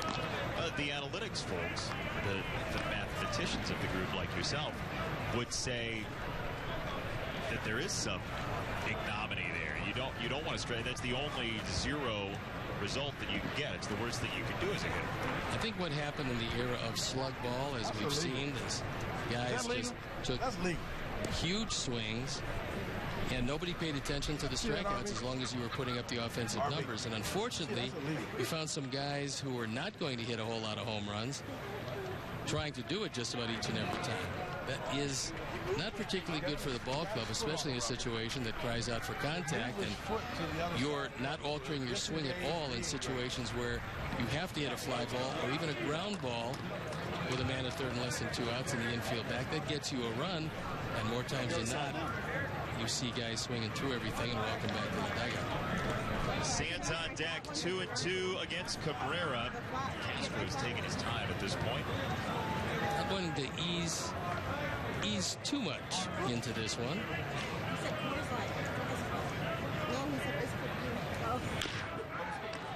Bouncing ball to first, and Olsen spears it to retire the side. 3 hits for the Sox, 1 run across. Rollins plates May, and the Sox take the advantage by 1 after 5.5.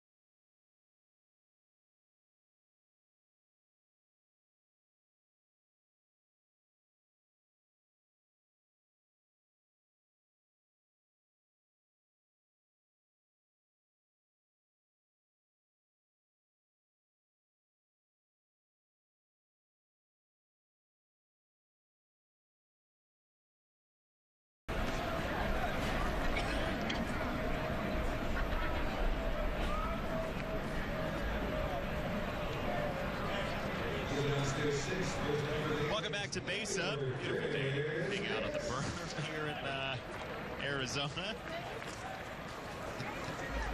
I was in the first one. Yes. Some fun up here, huh? We are indeed. It's a fun booth. 3-2. Sox with the lead. Some defensive changes. You want to tell us about them, Stoney? I do. Jason Coates coming in. He's in left field. Tim Anderson, who came on a pinch run, moves into shortstop. The director's cut DVD of what happens between half innings. The breaks that you don't see will be available very soon at your local electronics store. What you truly love is when things run very smoothly and promos come up when they're supposed to. Sometimes they don't, and then you have to adjust on the fly, as it were. I like to script my ad-libs. Ball to strike on Davis, who's been on twice. 2-1. Carson Fulmer, he's a lengthy outing. He's been very good, too. His stuff is crisp. When he does get ahead, it's that hard slider, these guys just don't have any chance to hit. And he shatters his bat. Well, it takes the end off it, actually. He'll have to get a new one.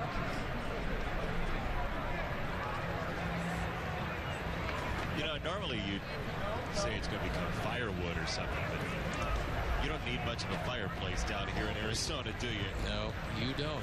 It's dry. It's hot. And although everybody down here just for spring training really enjoys this, players love this, the residents a little concerned because it's gotten hot very quickly and it only will get considerably hotter. But you know, it is a dry heat. Yeah. When it gets dry to 115. 3-2, Fulmer to Davis. Those folks really enjoy it down here. That's where you go from air conditioning to air conditioning. Call it a day. Actually, it truly helps the Diamondback broadcast because a lot of folks staying in watching Diamondback baseball. And this year, the Diamondbacks with Tony La Russa at the helm seem to think they're going to be pretty good. So Sanchez takes one off the foot. And that's not going to feel too good as he hobbles around. And there you look at Dan Jennings, one of the left-handers in the pen. Chip Hale, highly thought of around here, the new manager. Yeah, he was, in talking to the A's people, they said he was one of the great bench coaches around. Not an easy task. Jason told you about Mark Kotze, former fine pinch hitter, fine left-hand hitter in the Major Leagues. Marlins, among others. 3-2 from Fulmer in at the knees. Strike 3.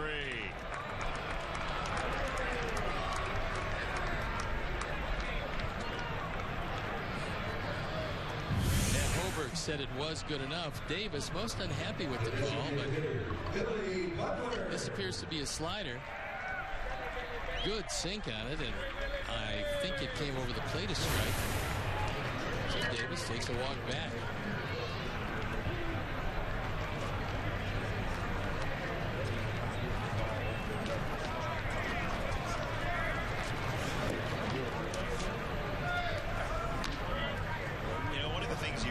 Hear about Carson Fulmer, you talk to people in the college game, it's the level of intensity, the level of concentration during the game for the young man. Pours in a fastball. You know, that all comes in the evaluating of a number one. Yeah, does he have great stuff? Well, certainly there's no replacement for that. How about his baseball acumen? How about what he brings to the park every day? And if the answers are yes to all of those, well, then you take a chance and you take a number one pick, especially one from a high-level college program and a winning tradition. It appears to be a great combination for the young man, and the stuff he's shown today shows you a bright, bright future. Outside, 2-2.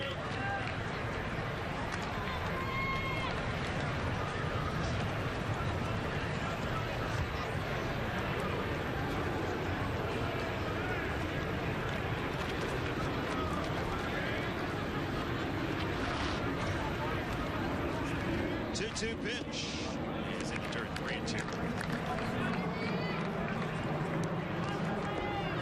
Oakland last year didn't reach 70 wins, just 68 and 94 for the season. And the hope is to stay much healthier than the A's did last year.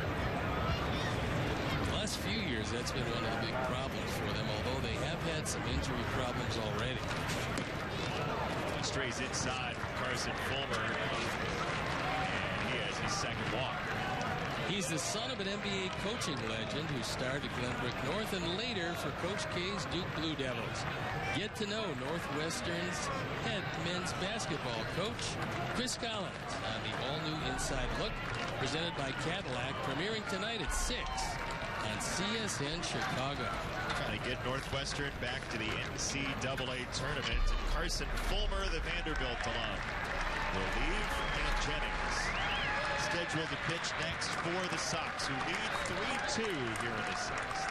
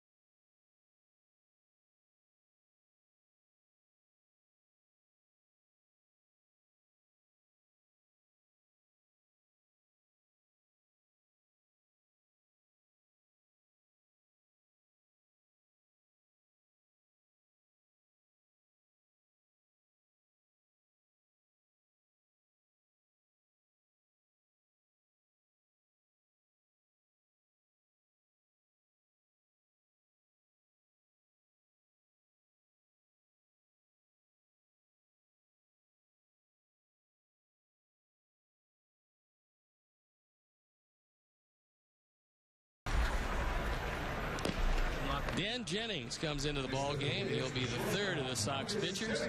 This spring hasn't been great for him, but he's one of those guys ticketed for the bullpen.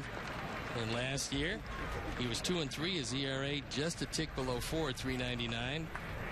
53 appearances, so he would certainly like to start getting a whole lot better as the spring moves closer, ever closer to that opening day in Oakland.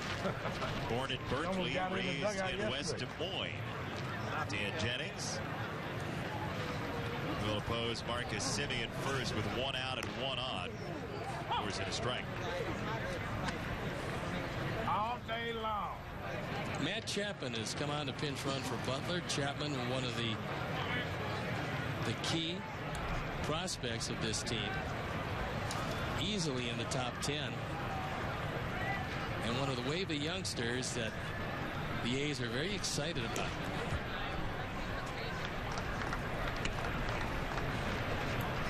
Well, we saw Olsen hitting in the 9th position. His spot is on deck, and he is scheduled to bat at least one more time. Power hitter in that 9th position today. Olsen is first round pick in 2014. Olsen is rated 6th by Baseball America as far as prospects in the Oakland system. Their number 1, Franklin Barreto, who they were raving about before the game. We're not going to see him today. Chapman out of Cal State Fullerton. Tremendous program that has lived through a number of very successful coaches. Garrido, Horton, now Rick Vanderhook. 2-2 on Semien.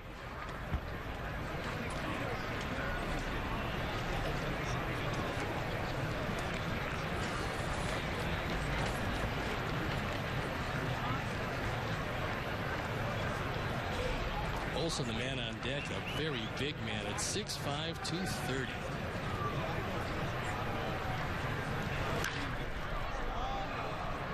I still think Matt Stairs. You kind of gave me the shake off on Stairs for Olsen. He looks the part in that uniform. Except Matt Stairs standing next to Matt Olsen would look like Hervé Villechaize. Matt wasn't. The plane flies over very timely. He wasn't a Yankee. Well, wait a second. No, Matt made the rounds. I mean, Oakland, he had the ability Washington to hit off the bench. We talked about. He wasn't a tall man, as Olsen is, but I would love, and I think most managers will tell you, they want to have that guy, that left-hander off the bench, that can take care of the better setup men and right-handed closers around. Stairs is always one of those guys. Plus a very entertaining man. A Canadian, I believe.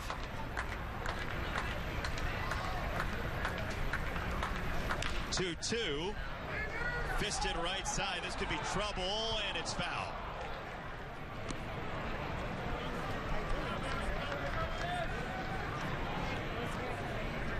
Well, we're talking about a left-hander off the bench and pinch hit possibilities off the bench. The Sox had J.B. Shuck scratched today. He and Avi Garcia both were scratched from the lineup for differing reasons. J.B. a little bit under the weather, like our own Dan Hayes. And Avi Garcia with the wrist injury, but J.B. Shuck could be that guy off the bench. I think he is. I mean, I was very impressed last year with what he could do. No reason to assume that he can't do it again, but it remains to be seen. It gets very difficult as we move ever closer to the end of spring training. Probably the last 5 cuts are the most difficult. And of course, that's the job of the front office intelligentsia, along with the input of Robin and his coaching staff, to see just exactly who is going to be part of the 25 men that go north.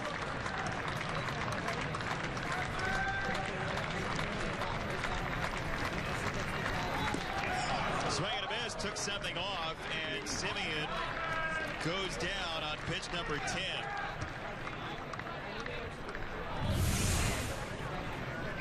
Good battle won by Jennings. Good slider to wrap up the at-bat.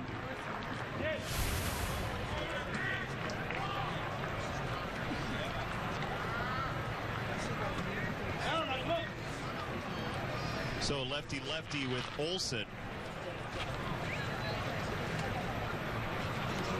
Chapman at first.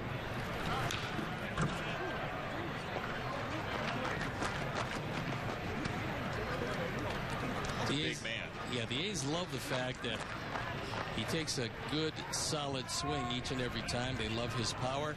What they don't like is his lack of contact consistently, but that's almost hand in hand with young power hitters. They are going to swing and miss a lot.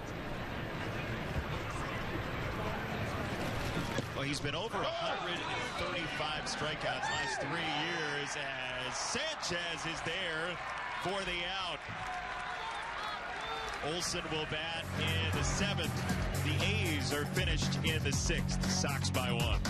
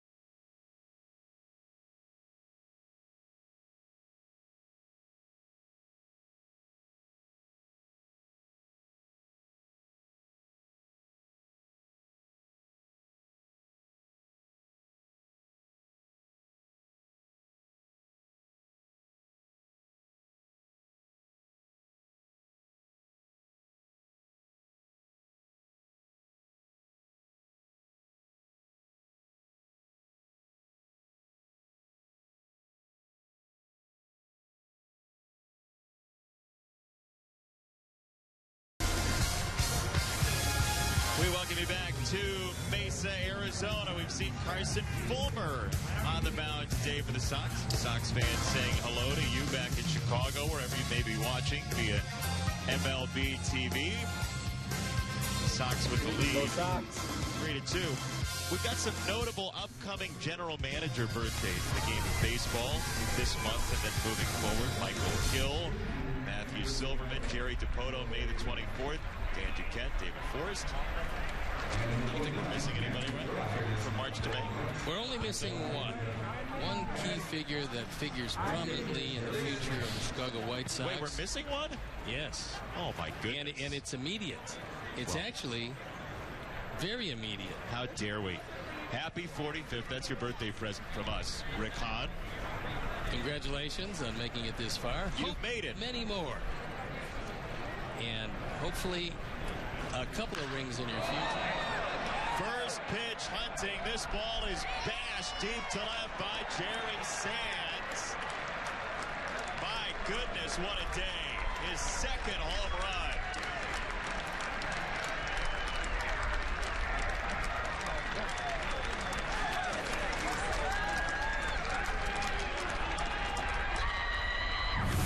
This is a no-doubter. First ball, fastball. It was up on the inner portion. Sands hit it a mile. A little triangle back there in left center field. This one went way back on the berm. Sands is trying to stake his claim to a spot. Well, this is the type of game that can get you on somebody's radar in the front office. There's no doubt. 2 homers, 2-run shot in the first, solo homer here in the 7th.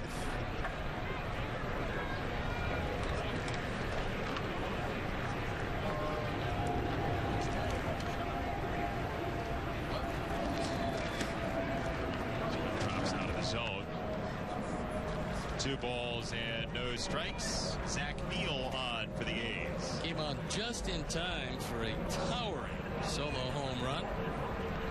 There you look at the numbers. Well struck by Davidson into the gap in right center. Matt Davidson's 3 for 4. He's 3 for 4. He's used the whole field. And he's hitting now, knocking at the door of 500 for the spring. He's at 483, which is knocking at the door. Gently rapping on the door of 500. Broken knuckles. Where's you her? want, Isha? You are unbelievable. Here is Lombardozzi to the pull side for a single. 3 straight have reached against Mr. Neal here in the 7th. We've got some wholesale changes, including the #1 prospect of these Oakland A's at shortstop. That #1 prospect, we told you about him earlier, Franklin Barreto.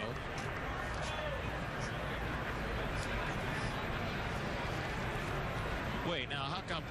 Do you see what just flashed on the screen? It said follow Sox insider Dan Hayes at CSN Hayes. He gets the Twitter pump, even though he ditched us today. Absolutely, because it's, you know, we're looking down the path. It's in the future. It's something that you get to be kept up with all of the inside info. And I agree. Dan does a fantastic job. I just think if he's not going to show up in the booth, he shouldn't get the Twitter bump. Fly ball to left is foul from Ishikawa. I didn't hear yours again. What was it? It's our names here. You're at Steve Stone and Jason. Thank you, though. So at Jason Benetti and then at Steve Stone. Yeah, it's your account. I didn't create it for you. Well, I understand that. And does it come on my iPad, do you think? Only if you remember the password, and the odds of that are fairly long. We've had 76-68 looking at us today, and of course we also have Leury Garcia running for Davidson, who had a very busy day. Matt Davidson continuing just an exceptional spring. He's going to go down to AAA. He's going to play every day at third base, and hopefully he can build on what he's done down here, because he's looked great.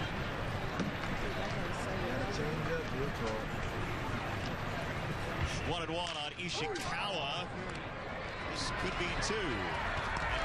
It is 4-6-3.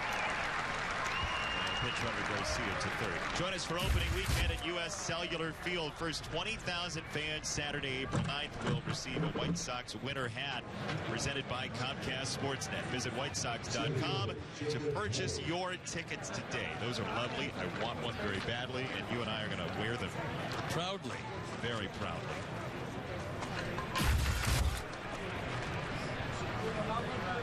That's the way to do it. I mean, talk about a great weekend day. As long as you have the requisite sunscreen. What was that in the cup, though? It looked like Bill faded snow cone. Sox get a run on the Sands homer. Stretch time for everybody. 4-2 Sox.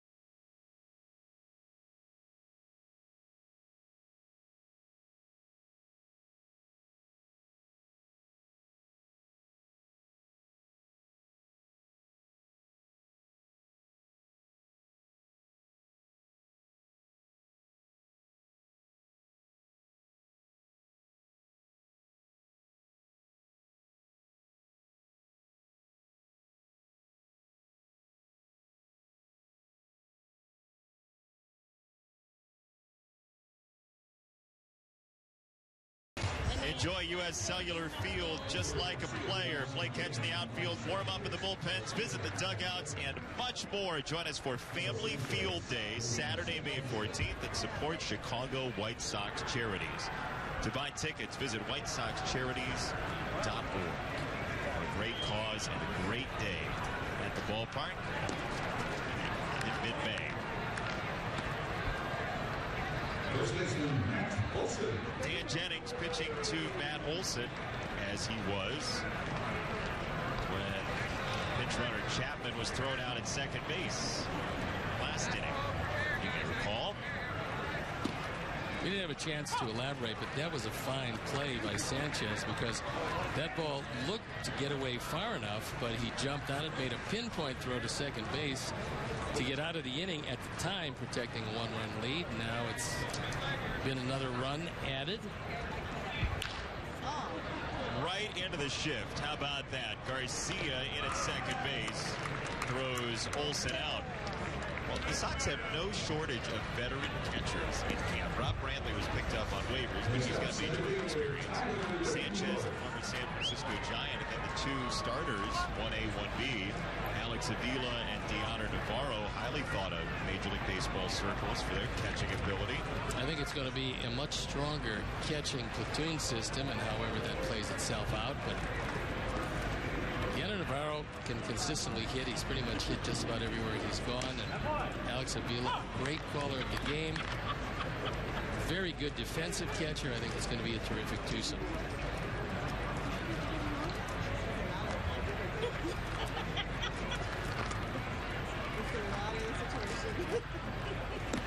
Leitendorf with a swing and a miss. 0-2. He is out of Maine West High School, another Chicago product. Tyler Leitendorf, raised in Des Plaines. We haven't heard anything about the health of Coco Crisp. He exited after 2. We hope that it appears that he is entirely healthy, because physical problems have been ever present for him over the last 3 or 4 years, especially last year. Very difficult year, hurt a few times and really never got on track.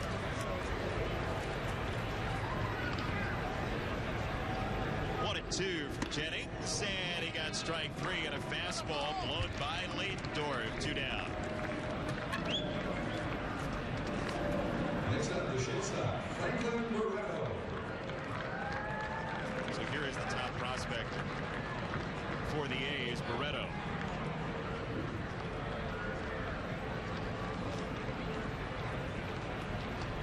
Barreto in spring training this year. You can see the power. Only hitting .227, but 3 home runs, 6 driven in. He's not a big man. He's 5'9". He's 175 pounds. However, he is a wide man. Very strong.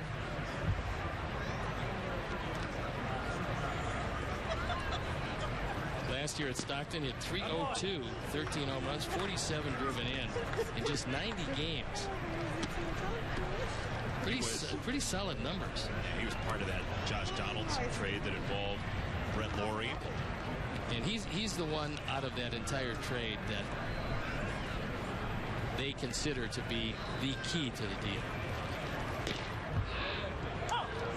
Very respected young talent. His first full season last year, played 90 games with the Stockton Ports and slugged exactly at .500. Strike 3 that time. Dan Jennings calmly through the 7th inning in 1-2-3 fashion. Sox continue to hold a 4-2 lead.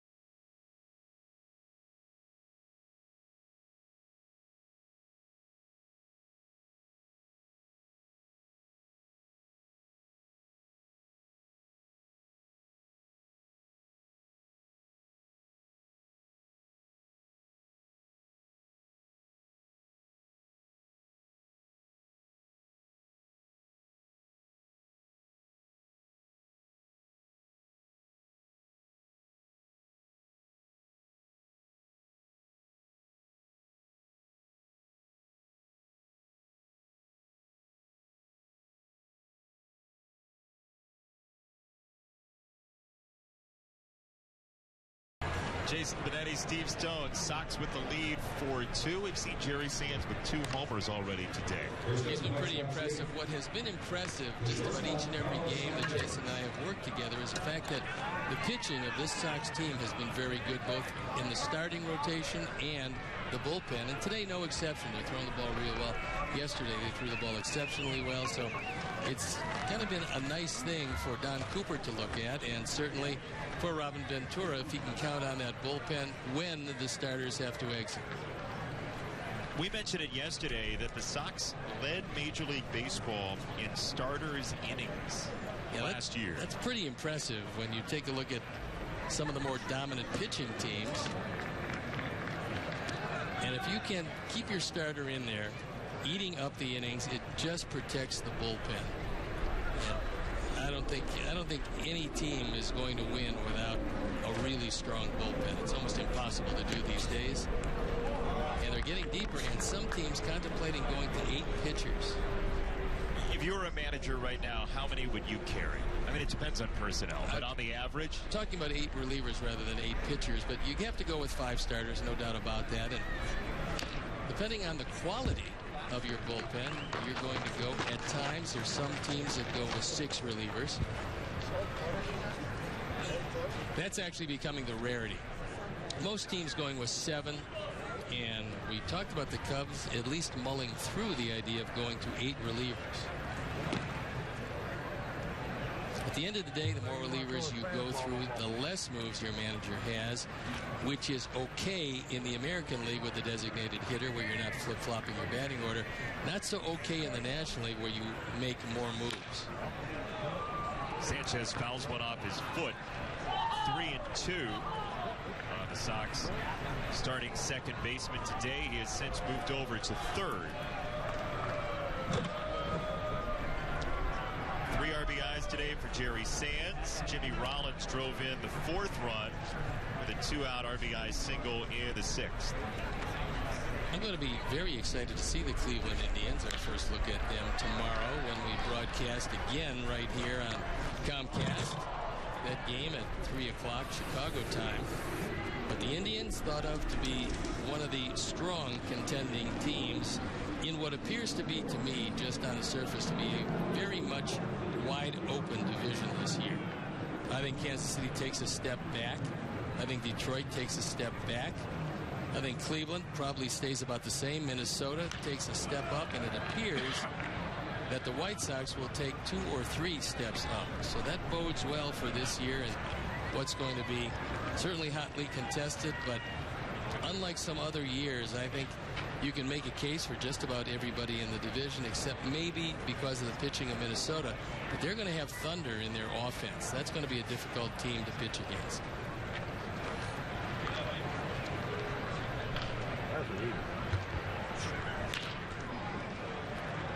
Second base, Pinder.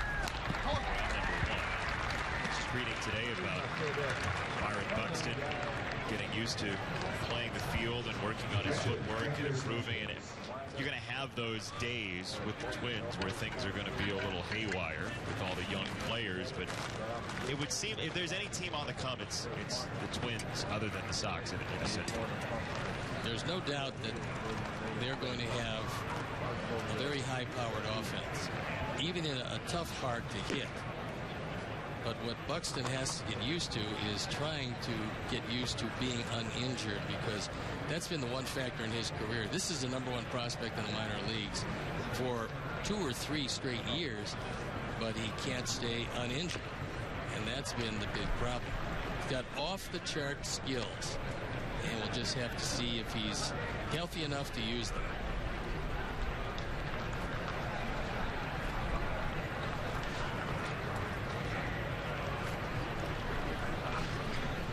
Ball to strike from Neal to Hector Sanchez.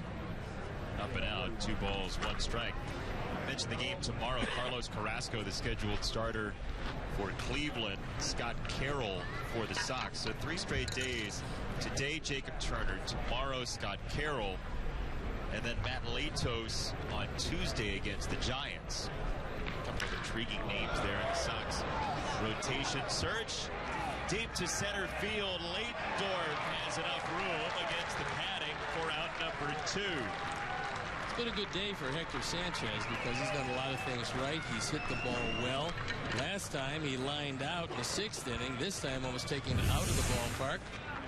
And he's made an excellent play behind the plate.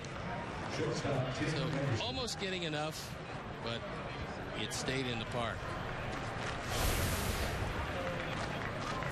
Sit out for Tim Anderson, who's in for Jimmy Rollins. First at bat today for Tim.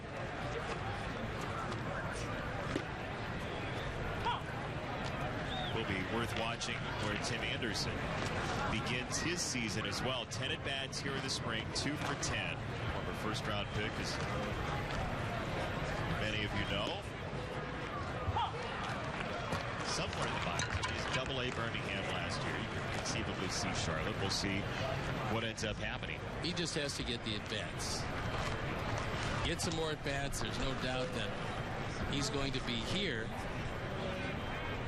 The question just becomes the timing of it, and he really holds the key because obviously as a #1 pick, with the ability he has, the Sox really like his abilities. You can see last year at Double-A, 312. On base percentage 350, and that's pretty good.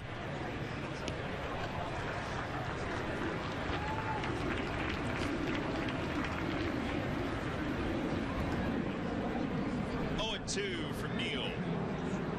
And breaking ball last time. This one swatted deep to left by Anderson. And it does stay in the park, but extra bases for Tim Anderson.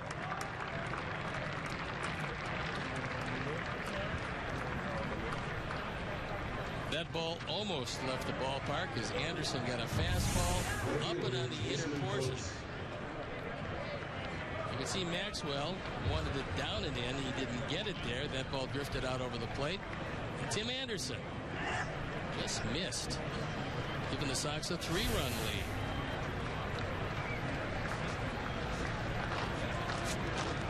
Just watching him walk around Sox Fest and handle himself with fans and with the other Sox players, there's no lack of confidence for Tim Anderson in his ability.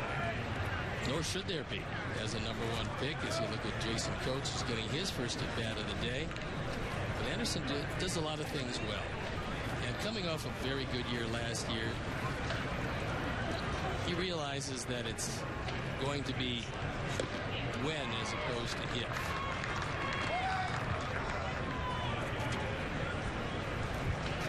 Two strikes on Coates with Anderson at second. Junior college in the state of Mississippi.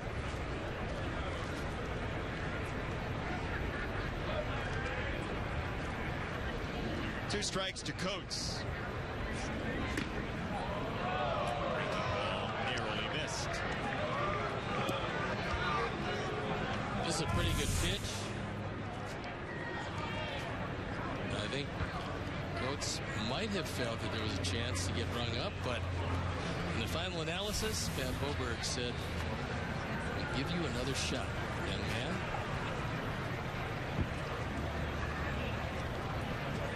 One-two. Testing that outside corner. That one farther away. That one was no doubt out of the zone. The last pitch was a slider. Very tempting.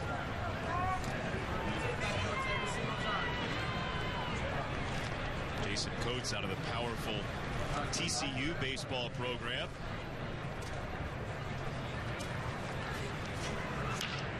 Another breaking ball inside out and through the right side. Anderson on his way home. It's 5-2 Sox. And if you missed it earlier, we did talk to Todd Severson down on the field in the 3rd inning, and one of the guys that he specifically pointed out was Jason Coates. He said that he might not get the most publicity of a lot of guys, but he shows he can do a few things. So you see Jerry Sands hitting a couple of home runs today. Both no doubters. The one in the 7th, much farther than the first home run as a 3rd hitter of the game, but both equally as effective. The first one a 2-run shot. The second one a solo shot. Jerry Sands, for his career, 151 homers in the minor leagues. Big numbers with the AAA Dodgers a bunch of years ago. There was a time when the Dodgers felt like he was one of their top prospects, and they thought that a right-handed power hitter would fit very nicely into the lineup at Dodger Stadium.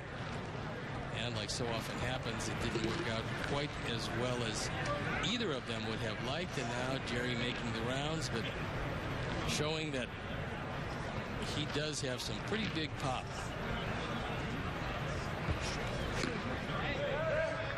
Checked up on a ball high, 1-1. Here's Philippe Aumont tuning up in the Sox pen. A very large French-Canadian right-hander. He is one big dude. Yes, he is.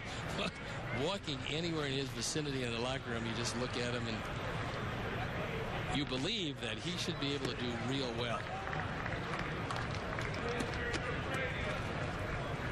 Started with the Mariners, came up through that system, then off to the Phillies, where he's been up and back for Philadelphia, now with the Sox. Because it's not an exact science when you talk about evaluation and when guys are going to do what. You keep giving guys with good arms a chance because you never really know when the light is going to turn on. And some guys, it happens 3-4 organizations down the road. You wonder why it didn't happen sooner. Nobody can really tell you that. But it has to be a combination of staying healthy, having the experience, and coming into the right situation. And part of it is the right pitching coach. And Ahmad has that here with Don Cooper.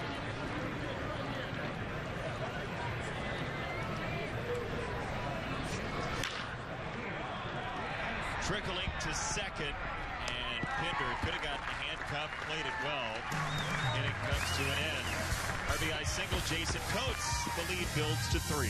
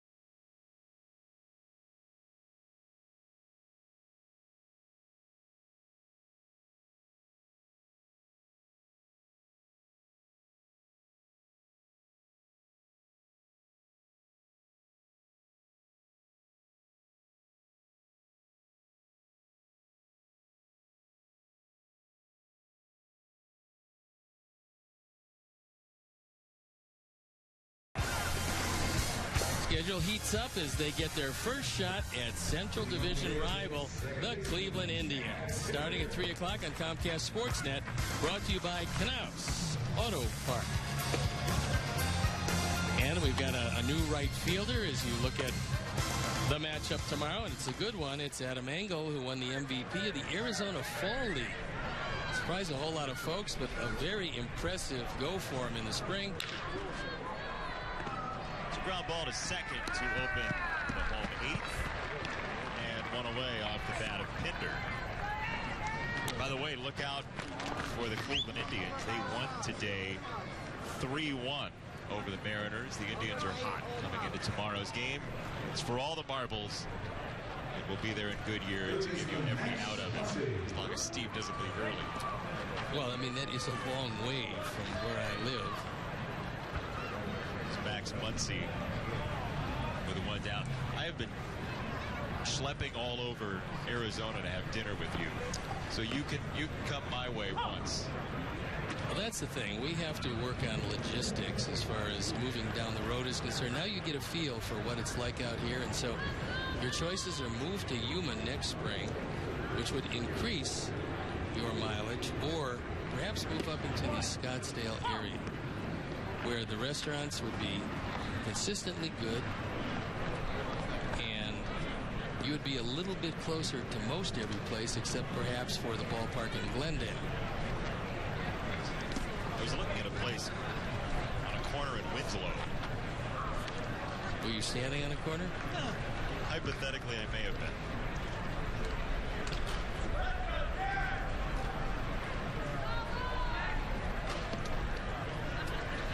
I remember that.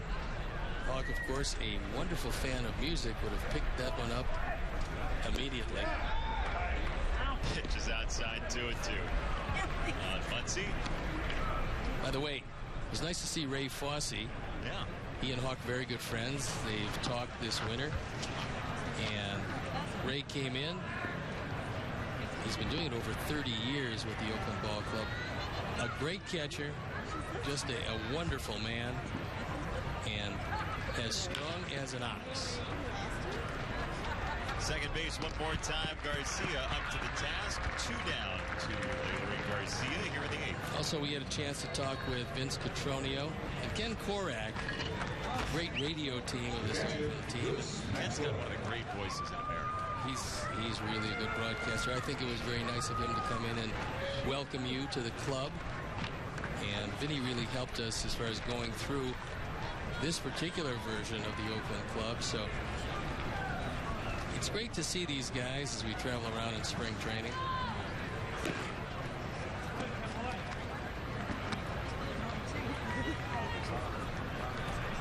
Ball 1 to Maxwell. You mentioned yesterday we'll see Tom Hamilton. Yes, we will.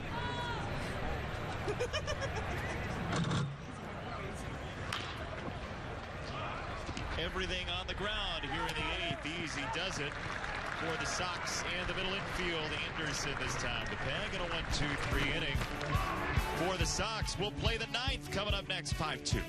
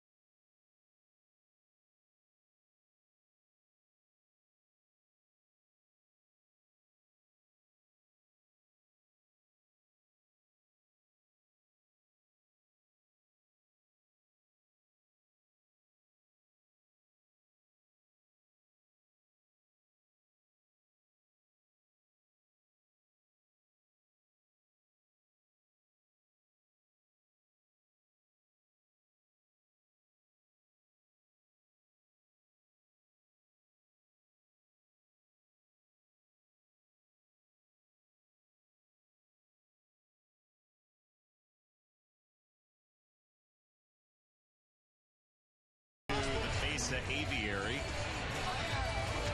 Handsome looking bird. In foul territory, of course. Ouch, babe. Tell us about Chris Hall. Save your razor sharp wit for later. I will be more than happy to. He's tall. Very tall. Out of Cleveland State University. You know, one of the finer academic institutions in the country. And they're noted for turning out bearded right-handers. There's a look at Chris Hall. Very recent. Last year, 5-0 with a 2.80 ERA. That's pretty good.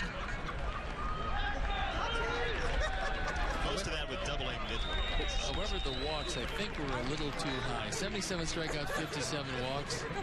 Not the best. But the A's had to completely rebuild their bullpen. And that's something that they felt if they didn't do, it would be a repeat of last year. And so with that in mind, they made some additions. Not high visibility, big name additions, but enough to make that pen a whole lot better. How much do you really know about your team 2 weeks before the season? Is this when it starts to come into focus? Well, I think at first, depending on, the veteran or youthful team that you have, you're going to have either wide open competitions at 2 or 3 positions or very few competitions. I think we saw this year with the Sox adding a lot of veterans to the team. There wasn't a whole lot of competition as far as who's going to go where and who's going to stay where. But from Oakland, where you have a lot of different moving parts coming in and out due to financial constraints and a number of other aspects, you just don't know that much about your team. You do know one thing, that they have added enough out of the bullpen to hope that it'll be better, because it was last in baseball last year. Garcia to short. Speed on display. He's down by about half a step. Sox won't see Oakland at home until August, by the way. Leury can really run, and he makes just about everything close at first. If you mishandle it at all, you're not going to get him. So I see that kind of hustle in a 5-2 game, but if you're trying to earn a spot as a swing man, it's a pretty good attribute to have. Lombardozzi pegs this one for center field. Back-to-back hits for Lombo after opening 0 for 3. A couple of the big additions to this team. Ryan Madson was given a 3-year contract for $22 million. They feel that he can come and help solidify most of that pen. John Axford, another guy that was brought in. Mark Zipchinski, the left-hander we saw today. Felix Dubrat, another left-hander who can go long out of the bullpen, and perhaps, if there's an opportunity, he can start. They're waiting for Henderson Alvarez to get healthy. They believe that'll be the end of May. When that happens, he's going to take somebody's spot in the starting rotation. Alvarez with very good stuff. And so Oakland thinks that it'll be a whole lot brighter this year than last. They still are not rated as to compete for the division championship. A couple of really good teams ahead of them that are far advanced over what they have. But they think that they're trying to lay the foundation for what appears to be a wave of very good young players coming up, maybe a year or so away. And that's where Oakland is right now. Yeah, if this is year 0, years 2, 3, 4 down the road seem to be where they're building toward. I mentioned Axford, by the way. He is a Notre Dame alum. Congratulations to the Irish, just barely beating the Lumberjacks a short while ago by 1 over Stephen F. Austin in the NCAA tournament. Stephen F. Austin is a monster.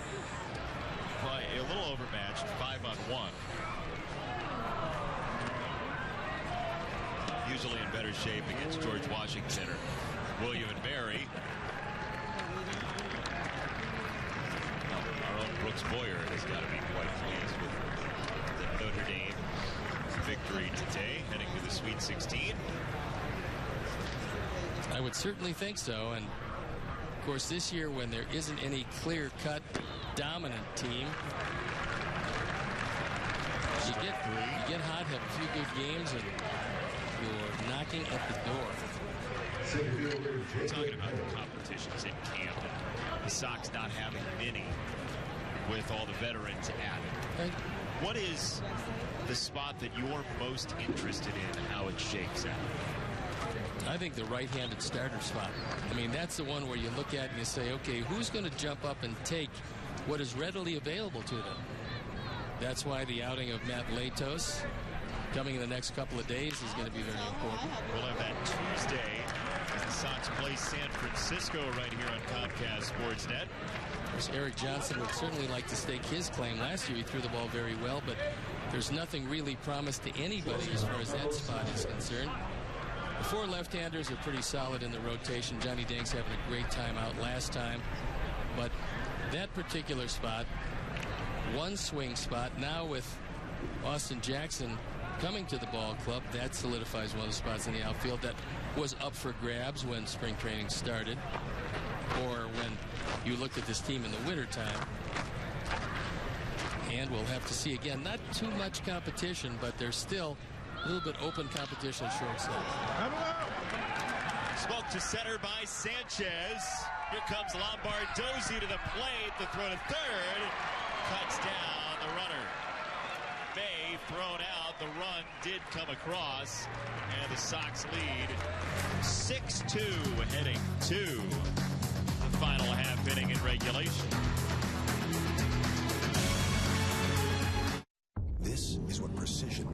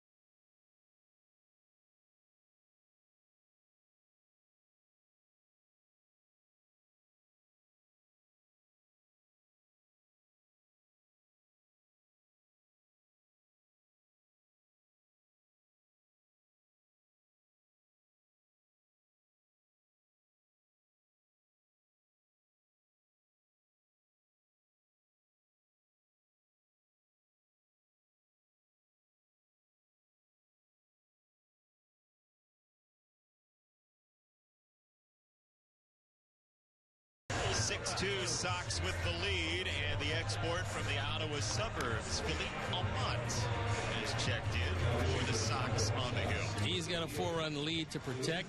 Sox have pounded out 16 hits today and played an errorless game, which is equally as important. So the only 2 errors made by Oakland today, as you look at the numbers by Almont. Pretty impressive spring so far, only 4 innings of work. 3 walks, always a concern, but he hasn't given up anything, and so everything going very well here in Mesa as far as the Sox are concerned, as they are trying to win their 3rd game in a row, 3rd game that we have broadcast. Are you taking credit for that? Is there a cause and effect in the... Absolutely not, because we started out slowly in our first game, losing it. An ignominious defeat, might I add, before really starting to turn it on, which we want to do late in the spring. Hitting our stride in terms of results. Well, Jerry Sands today, to recap for you, just joined us. If so, why weren't you here earlier, by the way? We decided that we were going to wait until you didn't have 4 number 86 in the game. So spring is what's called backloaded, where you see consequential games with most of your established guys coming in and playing. I think it's a wise choice heading into the season. And so starting with the 12th, where we did our first game against the Cubs, and picking it up on the 18th, we had 9 games left from the 18th of March all the way through the end of March. I was just wondering why the fans hadn't joined us for the beginning of the game for Jerry Sands' home run in the first inning. 2-run shot in the first, solo homer in the 7th for Sands. Very big day for him. Good day for Matt Davidson, again with 3 singles. 3 out of 4.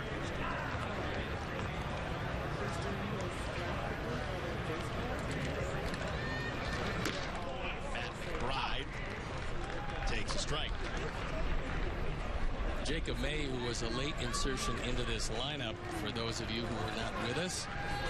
Avi Garcia hurt his wrist yesterday diving for a ball. X-rays negative. He's listed day-to-day. They don't believe it's serious, but he had to be scratched. And J.B. Shuck scratched. One down on the fly ball from McBride. Adam Engel with the catch.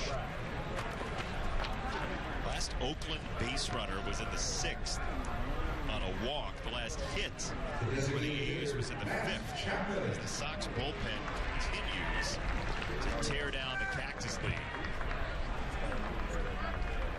Another impressive performance today was Carson Fulmer, who went 3 1/3 innings in relief of Jacob Turner, who had some problems early in this one. But Fulmer came on, an extended outing for him, and looked very good.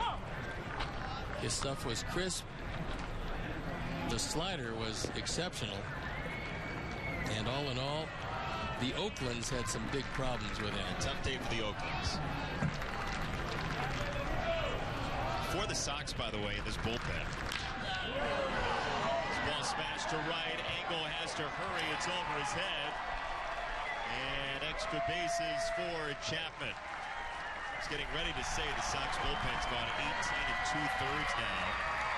The last few days with just 1 earned run allowed in 4 games. Left fielder Andrew Lambo. It's Andrew Lambo.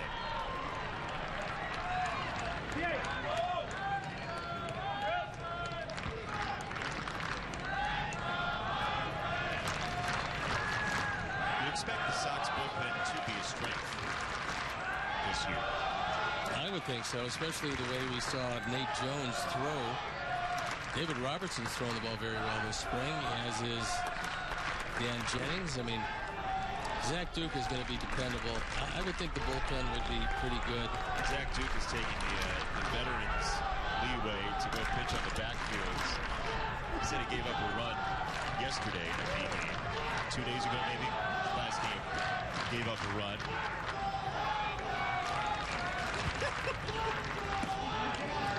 2-0 from Almont to Lambo.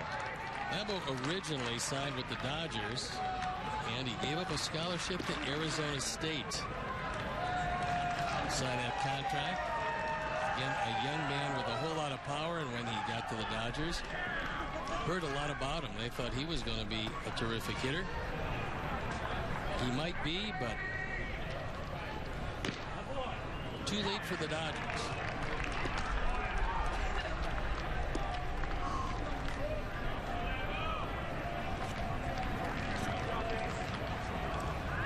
Two balls and a strike for Lambo. Got to the majors in the Pirates organization for the first time 3 years ago for 30 at-bats worth. Ripped to right, Engel broke in and gets back on it, 2 down.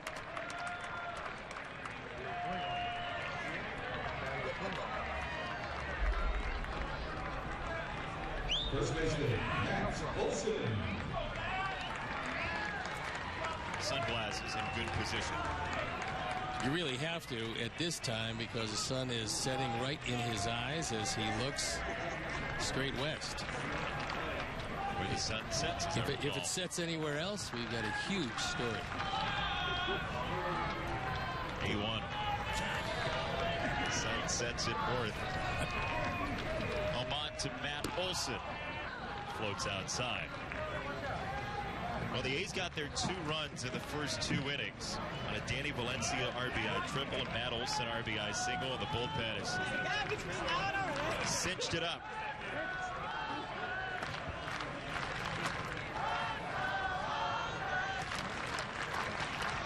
Sox and Indians tomorrow. We will have that for you right here on Comcast Sportsnet Chicago one more time. And on Tuesday, home for the Giants back at the Ranch. The remnants of what was like 7,600 plus here today, trying to encourage their Oaklands to pour it on here late.